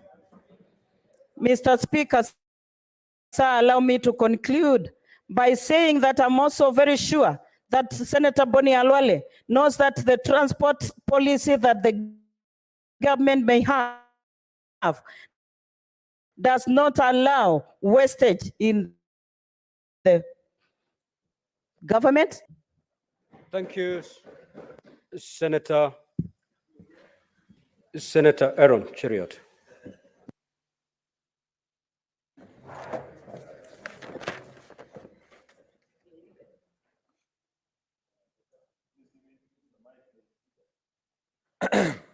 Mr. Speaker, sir, I am elated this afternoon listening to members debate the president's speech. For the very first time, an opportunity to many of them critique, agree, disagree. Mr. Speaker, I want to begin by lauding the president on very serious departures from the past. For those that have been on the corridors of parliament for quite a while, you would know that there are many things that have been the hallmarks of presidential speeches which did not feature or were not granted prominence, Mr. Speaker, on that particular day. And of particular note to me, Mr. Speaker, is a reference to the House of a Parliament as a gathering of duly elected representatives of the people, giving an account of what their government, under the leadership of President William Ruto, has been able to do to the people of Kenya. Mr. Speaker, you will note that in the past years, we've always been treated to rants and chants of my government, my government, my government. It is a single act of patriotism when, as a leader, you appreciate and you know that the position of a president is a position of public trust, that others have considered you, that this is an opportunity through which you can lead and make the lives of the people that elected you better. Second and most important thing, Mr. Speaker, is to celebrate and appreciate the fact that in all the 102 paragraphs that form the part of this particular speech, the president is spot on 100%, Mr. Speaker. And he speaks and gives an account of policies, programs, legislative interventions, in terms of funding and other policies, Mr. Speaker, that have been undertaken in the last 20 months, Mr. Speaker, of trying to make the lives of Kenyan people better. Thirdly, Mr. Speaker, this conversation cannot be complete and you cannot have a complete picture. And I know that while Mr. President tried to avoid delving into our past, We know for a fact, Mr. Speaker, that it is the past that informs us of the future. He did not tell the country that he found a tattered economy with only 90 million Kenya shillings in the accounts of Central Bank Kenya. That Kenya was like a baby that had escaped the jaws of a crocodile along River Tana, where Senator Mungatana comes from, Mr. Speaker. That this economy had been battered, had been mismanaged, and things were terribly bad. In fact, Mr. Speaker, I agree with those that have argued before, Mr. Speaker, that in the unfortunate event that this government had gone to the very hands that were managing it before September 2022, we would be worse than Ghana today, Mr. Speaker. We would have been auctioned, we would have been victims, what is Mr. the point Speaker. of order, Senator Eddy? Senator Eddy, what is the point of order?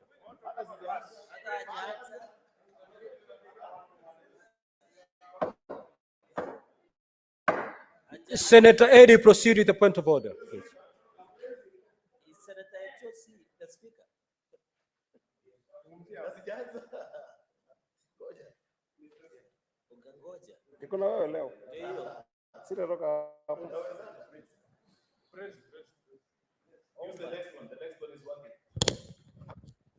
Mr. Speaker, I rise under standing order number 101 and 105.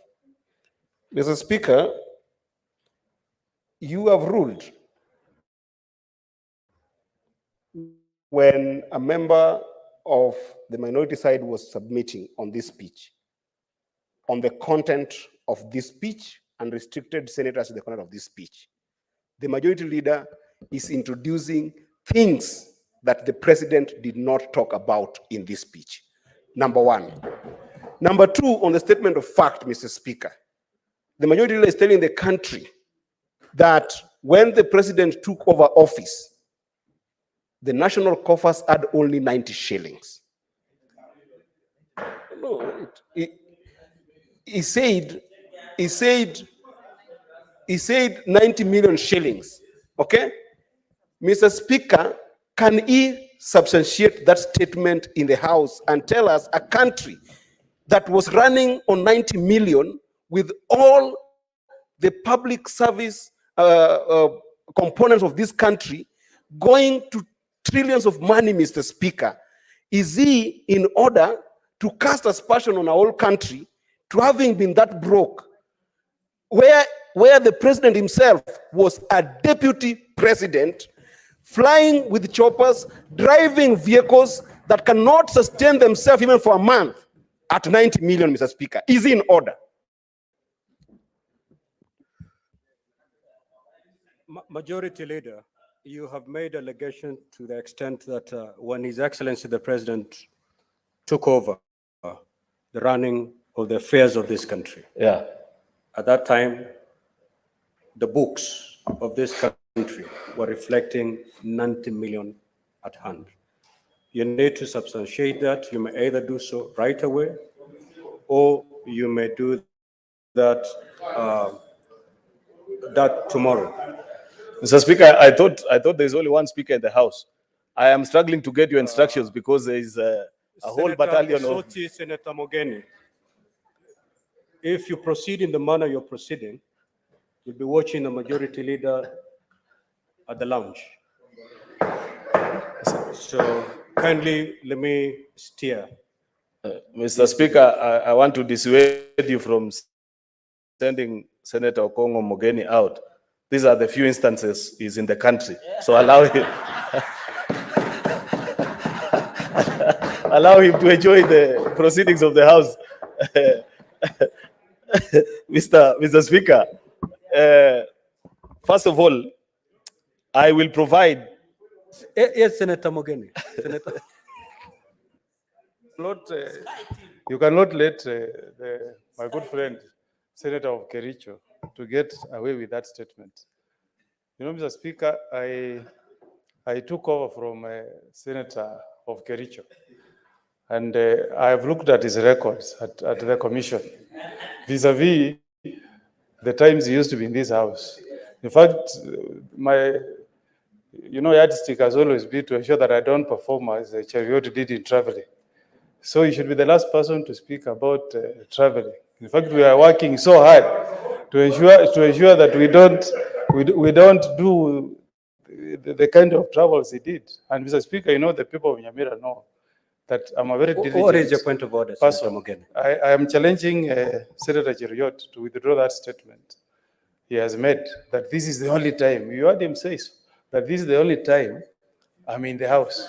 And Mr. Speaker, you can look at the record. I'm always in this House, Mr. Speaker. So that statement by Senator Cheriot, who is my friend, is imputing bad motive on my person as Senator of Nyamira, and I'm asking him to withdraw and tender an apology to me, Mr. Speaker. Senator Cheriot, you've made assertion to the fact that the senator for Nyamira, for the first time, is in the House because he's always out of the country. Mr. Speaker, I wish to withdraw the word only today, being in the House, but to say that this is one of the rare occasions. Mr. Speaker, it's not as passions because Senator Eddy, you must appreciate that Senator Okongo Mogeni is a constitutional office holder. The works of a commissioner are such busy that sometimes they may involve travel within and without of these borders. Therefore, it is not a wrong thing to say that the commissioner is busy and travels. And when he has an opportunity to be in the House, it's an important time that he be granted an opportunity. Senator, I don't think Senator there's Cheriot, anything wrong with that, That Mr. is Speaker. not what you said. Now you're explaining it in a more honorable way. Yes. Now proceed to conclude your remarks. How can I conclude, Mr. Speaker? I've not begun. I have 60 minutes. I will conclude at about 5:30. Proceed. Yes. Mr. Speaker, sir, I wish to carry on with debate and congratulations to His Excellency the President on a brilliant speech that he gave, an account of the work that his administration has done. Of course, Mr. Speaker, I made remarks to the effect that when His Excellency the President took over this administration, as per the CBK records on the bank balances that were maintained, Mr. Speaker, there was only 90 million Kenya Senator shillings. Maruma, what is your point of order, Senator Okay, Cheriot? okay. Now, honorable Speaker, senators, we need to make progress in this debate. Yeah, If I you think, notice, we spend a lot of time on points of order. Mr. Speaker, I think Senator Cheriot was supposed to substantiate the fact that the coffers had 90 million before. He was doing exactly that. He was doing exactly that when you rose on a point of order. How sober? Senator Eddy, the chair knows exactly what he's doing. You prompt me to do something, I'll throw you out. I wish Senator Maruma was listening, because that's exactly what I was explaining, that I will provide before this House in the next 24 hours, the CBK bank balances of GOK at that particular time. Mr. Speaker, it goes beyond saying that things were so bad at that particular time that billions were being withdrawn via WhatsApp messages, Mr. Speaker. And we have it on authority of the controller of budget, the constitutional office holder that is allowed, Mr. Speaker, to grant withdrawals out of the exchequer, Mr. Speaker. And therefore, it is not wrong, Mr. Speaker, to point out, Mr. Speaker, I don't know Honorable if I'll be allowed senators, to. we need to make progress. Let the majority leader conclude his remarks. Proceed. Mr. Speaker, second thing, Mr. Speaker, is that His Excellency gave an account of programs that have been run by this administration, of course, top of which, Mr. Speaker, featured prominently, is a very successful Hustler Fund initiative, Mr. Speaker, that has lent out billions to ordinary citizens, Mr. Speaker. More than 10 million Kenyans have borrowed.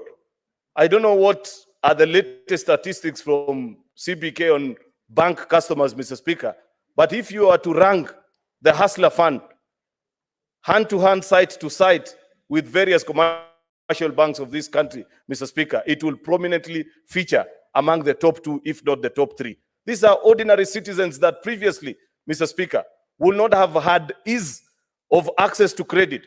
We have rescued ordinary hustlers, Mr. Speaker, who are borrowing at 300%, Mr. Speaker, to now borrowing at 8%, Mr. Speaker. In fact, Mr. Speaker, I had one of the leaders speak, I think it was Senator Sifuna, because I watched yesterday, celebrating about the default rate. He ought to be ashamed of himself, Mr. Speaker, because he knows that as a leader, he is one of the people who told ordinary citizens to take that money and not pay. Without informing them, Mr. Speaker, that us as members of parliament, when we take our 3% mortgage, we make sure that we repay so that we are able, Mr. Speaker, to borrow again. Such bad example from leaders and speeches have inspired many young people to be misled. I celebrate the fact, Mr. Speaker, that I have seen further down the president's speech that an amnesty is being extended to many of these young people. And we have been cited examples of people from across the country, from the coast to northeastern to the western part of the country, Mr. Speaker. People who have borrowed in excess of 1,000 times and saved many times and are able now to transact and do business, Mr. Speaker, courtesy of this revolutionary product, Mr. Speaker. I wish, Mr. Speaker, to urge and insist on the president, Mr. Speaker, to continue investing in that particular product and even double the amount which ordinary citizens can borrow, Mr. Speaker. I am aware, Mr. Speaker, because I represent the government side in this house, Mr. Speaker, that on the 30th of this month, such a product is going to be launched. And to the ordinary people that are continuing to borrow and are partaking of this particular product, Mr. Speaker, their life is increasingly getting better. Mr. Speaker, at a default rate of 73% for a GOK product, that is extremely successful. People need to compare what are the default rates, Mr. Speaker, of other government and economic stimulus programs that have been run before. People used to take money and disappear. But at least on this particular product, Mr. Speaker, at 73%, and I know it's going to increase and it will get better, because there are people who disappeared with 500, Mr. Speaker, but at the end of this month, when they see what is going to happen to those that have been diligent, those have borrowed and repaid, many of them are going to be diligent enough and return to this particular product, Mr. Speaker. Mr. Speaker, one of our campaign promises which the president spoke very prominently about in this particular speech is the fertilizer subsidy program, Mr. Speaker. That because of that specific intervention, we have added more than 200,000 bags of maize, Mr. Speaker, into the economy. That's why, and it is an irrefutable fact, Mr. Speaker, that today, if you walk into any supermarket in this country, you will buy a packet of funga for anywhere between 145 to 180 Kenya shillings. You know very well, Mr. Speaker, that the obtaining price at the time this administration came into office, Mr. Speaker, was in excess of 200 Kenya shillings. That is what we are speaking about, the ability to bring down the cost of living, Mr. Speaker, that ordinary citizens are able to see, Mr. Speaker, that because of us subsidizing production, as opposed to the lopsided economies that was being run by the cartels who were in charge previously, Mr. Speaker, where you're subsidizing consumption, only benefiting the millers and the big boys of this town who are running big corporations and big farms, Mr. Speaker. The person that we have subsidized and made sure that they're able to produce cheaply and competitively is a farmer of the Republic of Kenya. If you grow across this republic, from every corner, Mr. Speaker, they have been recipient of this particular program. And I am aware, Mr. Speaker, that even as we go into this financial year, that program shall be made better. Mr. Speaker, part of the reason why I celebrate this particular program, Mr. Speaker, is that I know that before the coming into place of this particular administration, previous administration had tried to register the farmers of this country, Mr. Speaker. And they were being given bills of running into billions of shillings, that this is the amount that is going to take to register farmers, find out the size of land that they have in this particular republic. But courtesy of the ingenuity of this administration, Mr. Speaker, using the provincial administration and asking our chiefs and ACCs to go out to the farmlands and register our farmers. This project was done, Mr. Speaker, at near zero expenses to the GOK. And more than 5 million farmers of this country, Mr. Speaker, have been registered. We are now able to tell, Mr. Speaker, what is the size of land under their cultivation, what they are cultivating, how much fertilizer they need, Mr. Speaker. Making policy decision that is driven by data is a key to the successful implementation of any manifesto, Mr. Speaker. And I laud the president for leading that particular effort, Mr. Speaker, because I know with such interventions, Mr. Speaker, the farmers of Kenya can only get better. It is my hope and aspiration, Mr. Speaker, that this program shall be extended to all the crops and not just maize farmers that are doing this under the subsistence farming, Mr. Speaker. I believe that as they model this particular program, they'll make it in a better way, that it shall be crop specific, so that tea farmers are able to benefit enormously from this program, sugarcane farmers, Mr. Speaker, coffee farmers, Mr. Speaker, and so on and so forth. Mr. Speaker, of course, I know for a fact, and this is something that we need to check as a House, Mr. Speaker, is to ensure that our farmers access this subsidy fertilizer at the nearest point, Mr. Speaker. I know, because this was the initial test run, Mr. Speaker, many of them had to travel long distances to go and pick a bag or two of fertilizer, Mr. Speaker. It is my hope, Mr. Speaker, that the Ministry of Agriculture can team up with our agrovets, at least in every village, Mr. Speaker, that I know in this republic that has a farming population. There is an agrovet. And in these agrovets, Mr. Speaker, they can link up together with our Ministry of Agriculture so that a farmer walks to the center closest to their home and picks up this subsidized fertilizer, go and till their land and produce cheaply, Mr. Speaker. Of course, Mr. Speaker, we know for a fact that despite the fact that the government has worked extremely hard to bring down the cost of inflation from a high of 9.8 last September to now downwards of 6, and it can even get better, Mr. Speaker, as we continue to produce and tap in onto the long rain seasons that we are having, Mr. Speaker. There is need to invest further in post-harvest handling, Mr. Speaker, because we know many of our farmers continue to lose almost 20 to 30% of their products, Mr. Speaker, because of post-harvest losses, Mr. Speaker. It is my sincere hope that with the assurance that was given by the head of state in his presidential speech, that this is being addressed. And he alluded to the fact that on the day that he was speaking before Parliament, the first batch of large-scale and small-scale dryers for maize farmers, Mr. Speaker, and wheat and rice, Mr. Speaker, was docking in the port of Mombasa, Mr. Speaker, that the same can be cleared quickly and get into the farms and help our farmers so that they do not lose even a single bag of the crop that they have produced and sent to us, Mr. Speaker. Mr. Speaker, I know the President is speaking to the values and the aspirations and the challenges that we continue to have as a country, Mr. Speaker. Mr. Speaker, corruption is a challenge that we continue to face, Mr. Speaker. And the question that we must ask ourselves is, we have set up EACC for almost 10 or even more years, thanks to the new constitution, Mr. Speaker. But 2 administrations down the line, this being the 3rd, we continue to see an increase, Mr. Speaker, in corrupt practices in our public offices, in private sector, Mr. Speaker. We must begin to ask very difficult questions of ourselves as the people of Kenya. Whether is the issue just about the institutions that because many times if you listen to Kenyans, they want to tell you EACC needs to do this, DCI should do the other, but without addressing this particular challenge of corruption from a values problem. Mr. Speaker, we must begin to teach our children right from school and even to us that are in leadership, Mr. Speaker, about the values that we expose, the values that we expect to see in other people, Mr. Speaker, whether the same can be replicated. Mr. Speaker, I see members do, even us here in Parliament, there are many things that members do ignorantly. And they think that perhaps that is not an act of corruption. But if checked under the prism of values, Mr. Speaker, Chapter 10 of our Constitution, you are actually not living up to the expectation of this Constitution. How many times, Mr. Speaker, for example, do you see members, particularly on Wednesday morning, Mr. Speaker, and I don't want to say which side of the House is fond of doing this, walk in, sign, and leave without making any contribution or even sitting to listen to the proceedings of the House, so that the House just captures and records that you are part and parcel. You are cheating the system, Mr. Speaker, but is that a reflection of the values that have been exposed under Article 10, Mr. Speaker? You ought to do better as a leader, Mr. Speaker. Senator Eddy, what's your point of order?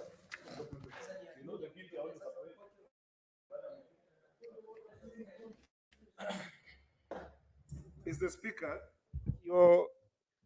your chair had ruled on 101, Mr. Speaker, on parliamentary language here.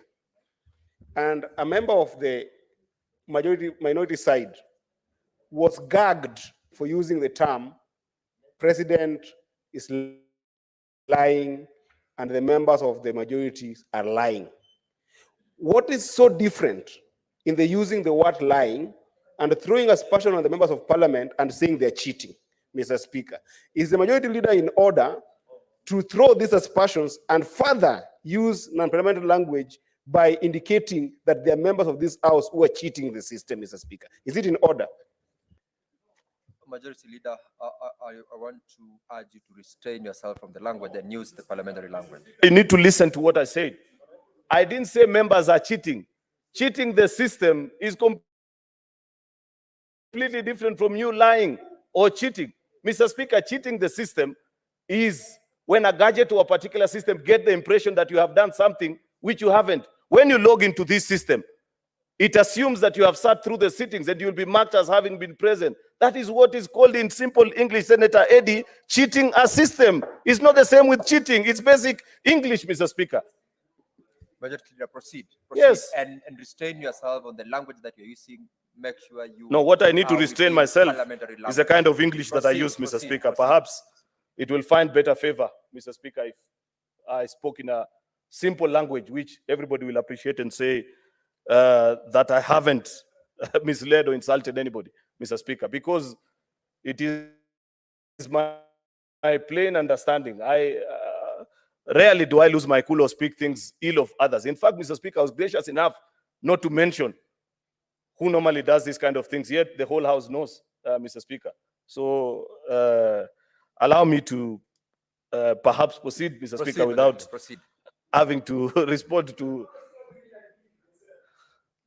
Mr. Speaker, what you need to protect me from Senator Eddie, because otherwise I'll easily be distracted. Mr. Speaker, I will continue to speak on a very important topic that the President touched, about the transformation that is happening in our economy. Mr. Speaker, it is a fact that cannot be disputed that our debt to GDP ratio is at an all-time high. That as we speak today, at 71% debt exposure, it simply means, Mr. Speaker, that for every 100 shillings that you're collecting, only 29 is left for counties to pay salaries, to do development. Mr. Speaker, it is a fact that not even a magician can work any miracle when you are handed over such an economy. But the question that we need to ask ourselves is, what has the president, what has this administration done? And I agree with him when he reports that this country is on a path of transformation, because the first and the simple basic thing that he has done is to reduce on our fiscal deficit from an upwards of 8 to 9% to 5.4 in this current financial year, Mr. Speaker. And I know for a fact, Mr. Speaker, that there is even a further supplementary budget, which our colleagues in the other house are likely to debate tomorrow, that is lowering that fiscal deficit, Mr. Speaker, to ensure that, one, we live within our means. That, two, Mr. Speaker, we are responsible in our borrowing. That, three, and most importantly, we tell Kenyans the truth, that for a long time, Mr. Speaker, we have lived a lie. Mr. Speaker, we are behaving like university or college students that I used to see in our university days, Mr. Speaker, where when they get help money, they want to buy all the flashiest of clothes, they want to buy the nicest of shoes, Mr. Speaker. Then eventually when they arrive at the university, they cannot even afford food, and they are left begging, Mr. Speaker. That is the kind of economy that we have been running for so many years. That's why, Mr. Speaker, when we say that we must tighten our belt, that we must teach our people that you cannot enjoy better services, Mr. Speaker, without having to pay a share of it, it is the truth and nothing can be done about it, Mr. Speaker. I know people, Mr. Speaker, want to play popular, want to play populist politics, Mr. Speaker, on this particular issue of taxation. But we have to be realistic and tell ourselves what are the options that are left with us as a country. Default is not an option. There is no responsible administration that is going to default on its debts, Mr. Speaker, and look, feel the burden, allow us to default. We know what has happened to countries that have defaulted, Mr. Speaker. Things will get even worse. But the president is simply telling the country that let me be a responsible father and tell you the hard facts that between you as the adult population today in the Republic of Kenya and the future generations, that is our children, our young people that are in schools, feeling the pain of a country that has been ravaged by debt, Mr. Speaker, we'd rather feel the pinch as a parent generation, Mr. Speaker, so that our children can inherit a sound economy, a country that is thriving, Mr. Speaker, a better nation than what was handed over to us, Mr. Speaker. And I agree with the president on that particular decision. Many a times, Mr. Speaker, people debate, people speak about these particular things. Oh, there's too much taxation. Cost of living is too high. There is no assumption, Mr. Speaker.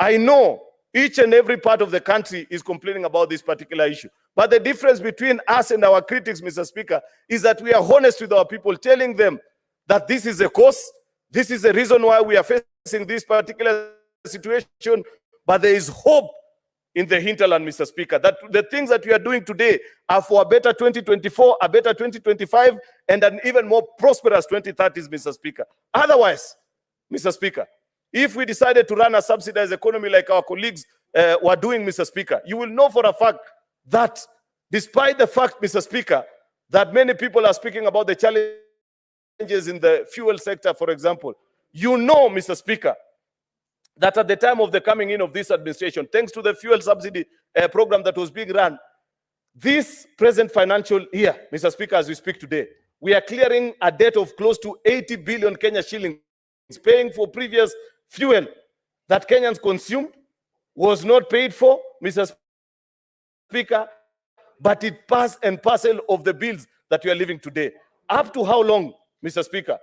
Senator Aaron, do you want to be informed by Senator Eddy? Until, first of all, he learns, Mr. Speaker, how to seek, Mr. Speaker, the attention of the Speaker. That is, you know, Mr. Speaker, this housing the mouth instead. Does he really merit to inform a majority leader, Mr. Speaker? He has done it. He's done No, it. no, He's no, done no. it. Mr. He's Speaker, done it now. let me help you. There's an intervention. How you get the intervention of the Speaker is that you press and you wait. You don't shout, Mr. Speaker. That is a lesson that I want to pass on to Senator Eddy. It's been rejected. Proceed, Senator Aaron. Mr. Speaker, sir, I don't mind being informed by Senator Eddy now that he has learned, so long as he promised, is Mr. Speaker, not to be shouting at the Speaker, Mr. Speaker. But at the next opportunity, he must commit before informing me, Mr. Speaker, that he has learned the lesson of how to seek the attention of the Speaker. So proceed to inform Senator Eddy. You know, majority, and I want to call you a very special name, majority, not even senator. You have talked about a very patent issue on the issue of taxation. And I do agree with you to some extent that we must indeed raise some capital to be able to help our country to deal with the issue of debt. But it can't be that we are going towards overtaxation, because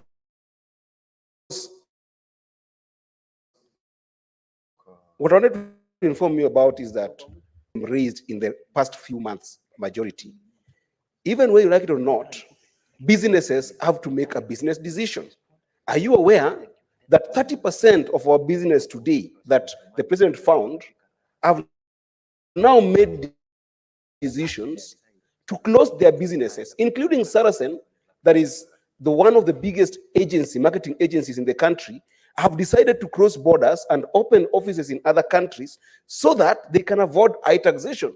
The consequence, therefore, becomes that other means, like ID cards, death certificates, and other things that cannot raise revenue. So high taxation is what we're talking about. And I want to urge you, majority, that let us think about moderate taxation and not this high taxation that is killing business in this country. No, it's not a point of information. Eddy, Speaker, that one should be declared a point of misinformation, Mr. Speaker, because the things that Eddy is saying are completely, Mr. Speaker, the opposite of things as they know. He needs to check the records of how many new businesses have registered this new financial year alone, Mr. Speaker, because, Mr. Speaker, people can see the transformational path and the journey that Kenya is on. I can tell you for a fact that I know more than 100 businesses that have since set up shop in this country. They wouldn't be reporting. Don't be lied to, Senator Eddy, by many of these fake news reports that you read in our newspapers about countries moving here and the other country. There is no business that comes to do charity in Kenya. They are here because they know this is East Africa's largest economy. The opportunity to make profit here is better than in any other East African country. So nobody should sit here and pretend as if they were doing any charity in Kenya. They are here to make money. And therefore, Mr. Speaker, I laud the policies that have been made. Finally, Mr. Speaker, on this particular issue of taxation, is that Senator Eddie and his team and those that think like him need to read and understand that Kenya's tax to GDP ratio stands at a paltry 17%. If you compare with our peers, countries that you want to compete with, South Africa and Egypt and Nigeria, they are way higher, upwards of 20%, Mr. Speaker. And therefore, Mr. Speaker, we cannot be competing with economies that are not in our region, Mr. Speaker. Smaller economies that are doing less than $50 billion GDP, Mr. Speaker. If we are aspiring to be a strong economy, if we are aspiring, Mr. Speaker, to be a middle with the decision and the taxation policies that have been proposed to the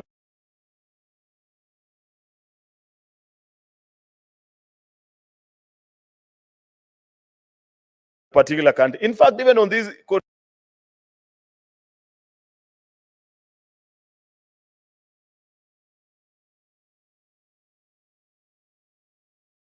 100 shillings that you are talking about has been in existence, I don't know, since 19 what? I took my ID more than 20 years ago. Mr. Speaker. I paid 100.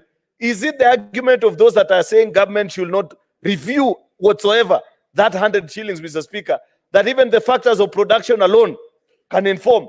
It may not be the 2,000 shillings, Mr. Speaker, that is being proposed, but at least, Mr. Speaker, we must agree that I don't expect a president that I elected into office, President William Ruto, to go to China to beg for money to come and print IDs for my children if I can pay for the same, Mr. Speaker, and so on and so forth on many others, Mr. Speaker. There must be a review, Mr. Speaker. Therefore, finally, Mr. Speaker, finally, Mr. Speaker, I want to urge our colleagues from the minority side that even as you critique government, please offer alternatives. Let us hear your ideas. You are not strangers. You are not new to this country. We have seen you before in office. We know how you operated during the dreaded dark days of the handshake, for example, Mr. Speaker, and the things that used to happen to many people, including members of this House, Mr. Speaker. Therefore, if you disagree, Mr. Speaker, with the policies that are being proposed, be it on financial inclusion, be it on taxation, Mr. Speaker, be it on the subsidy programs that are being run, Mr. Speaker, please offer an alternative. If you have a better idea, Mr. Speaker, we are willing to listen. We will be convinced by the strength of the argument that you carry, not the loudness of your noise, Mr. Speaker. Therefore, Mr. Speaker, I want to laud the President for a speech. Mr. Speaker, I should have been at the time because of all the interruptions of Senator Omogeni, Senator Eddy. But in the interest of time, Mr. Speaker, allow me to, yes, I don't mind being informed by Senator Crystal Asige, Mr. Speaker. Unfortunately, Crystal has not sought for the Senator Asige. Senator Asige, I don't have the mic. Thank you, Speaker. I just wanted to thank, even as a majority leader concludes his submission, thank him for the parts of his contribution that, well, let me just leave it there, for his contribution. And the information that I would like to give him, and of course to the House, is that he's very well aware that solutions are being offered by many members of Parliament across the board from both houses. Even I personally have got a seeking audience with him to discuss matters, especially of persons with disabilities, of youth, of women, so that he can listen on a one-on-one basis, not just back and forth here on the floor of the House. So everyone is busy and everyone is walking out, in and out. I wanted his unequivocal attention so that he can hear the issues of persons with disabilities, which is the mandated group, or special interest group that I have been put here to represent. And unfortunately, 1 year on, we have not met. I know he's a very busy man. I understand. Sky team, folk, of course, are very busy, but those of us on ground are waiting for his feet to be planted here where we are so that he can hear our very, very elaborate suggestions on how the government, through the executive, can improve the lives of persons with disabilities, youth, and women. Majority Leader. Thank you, Mr. Speaker. I am guided.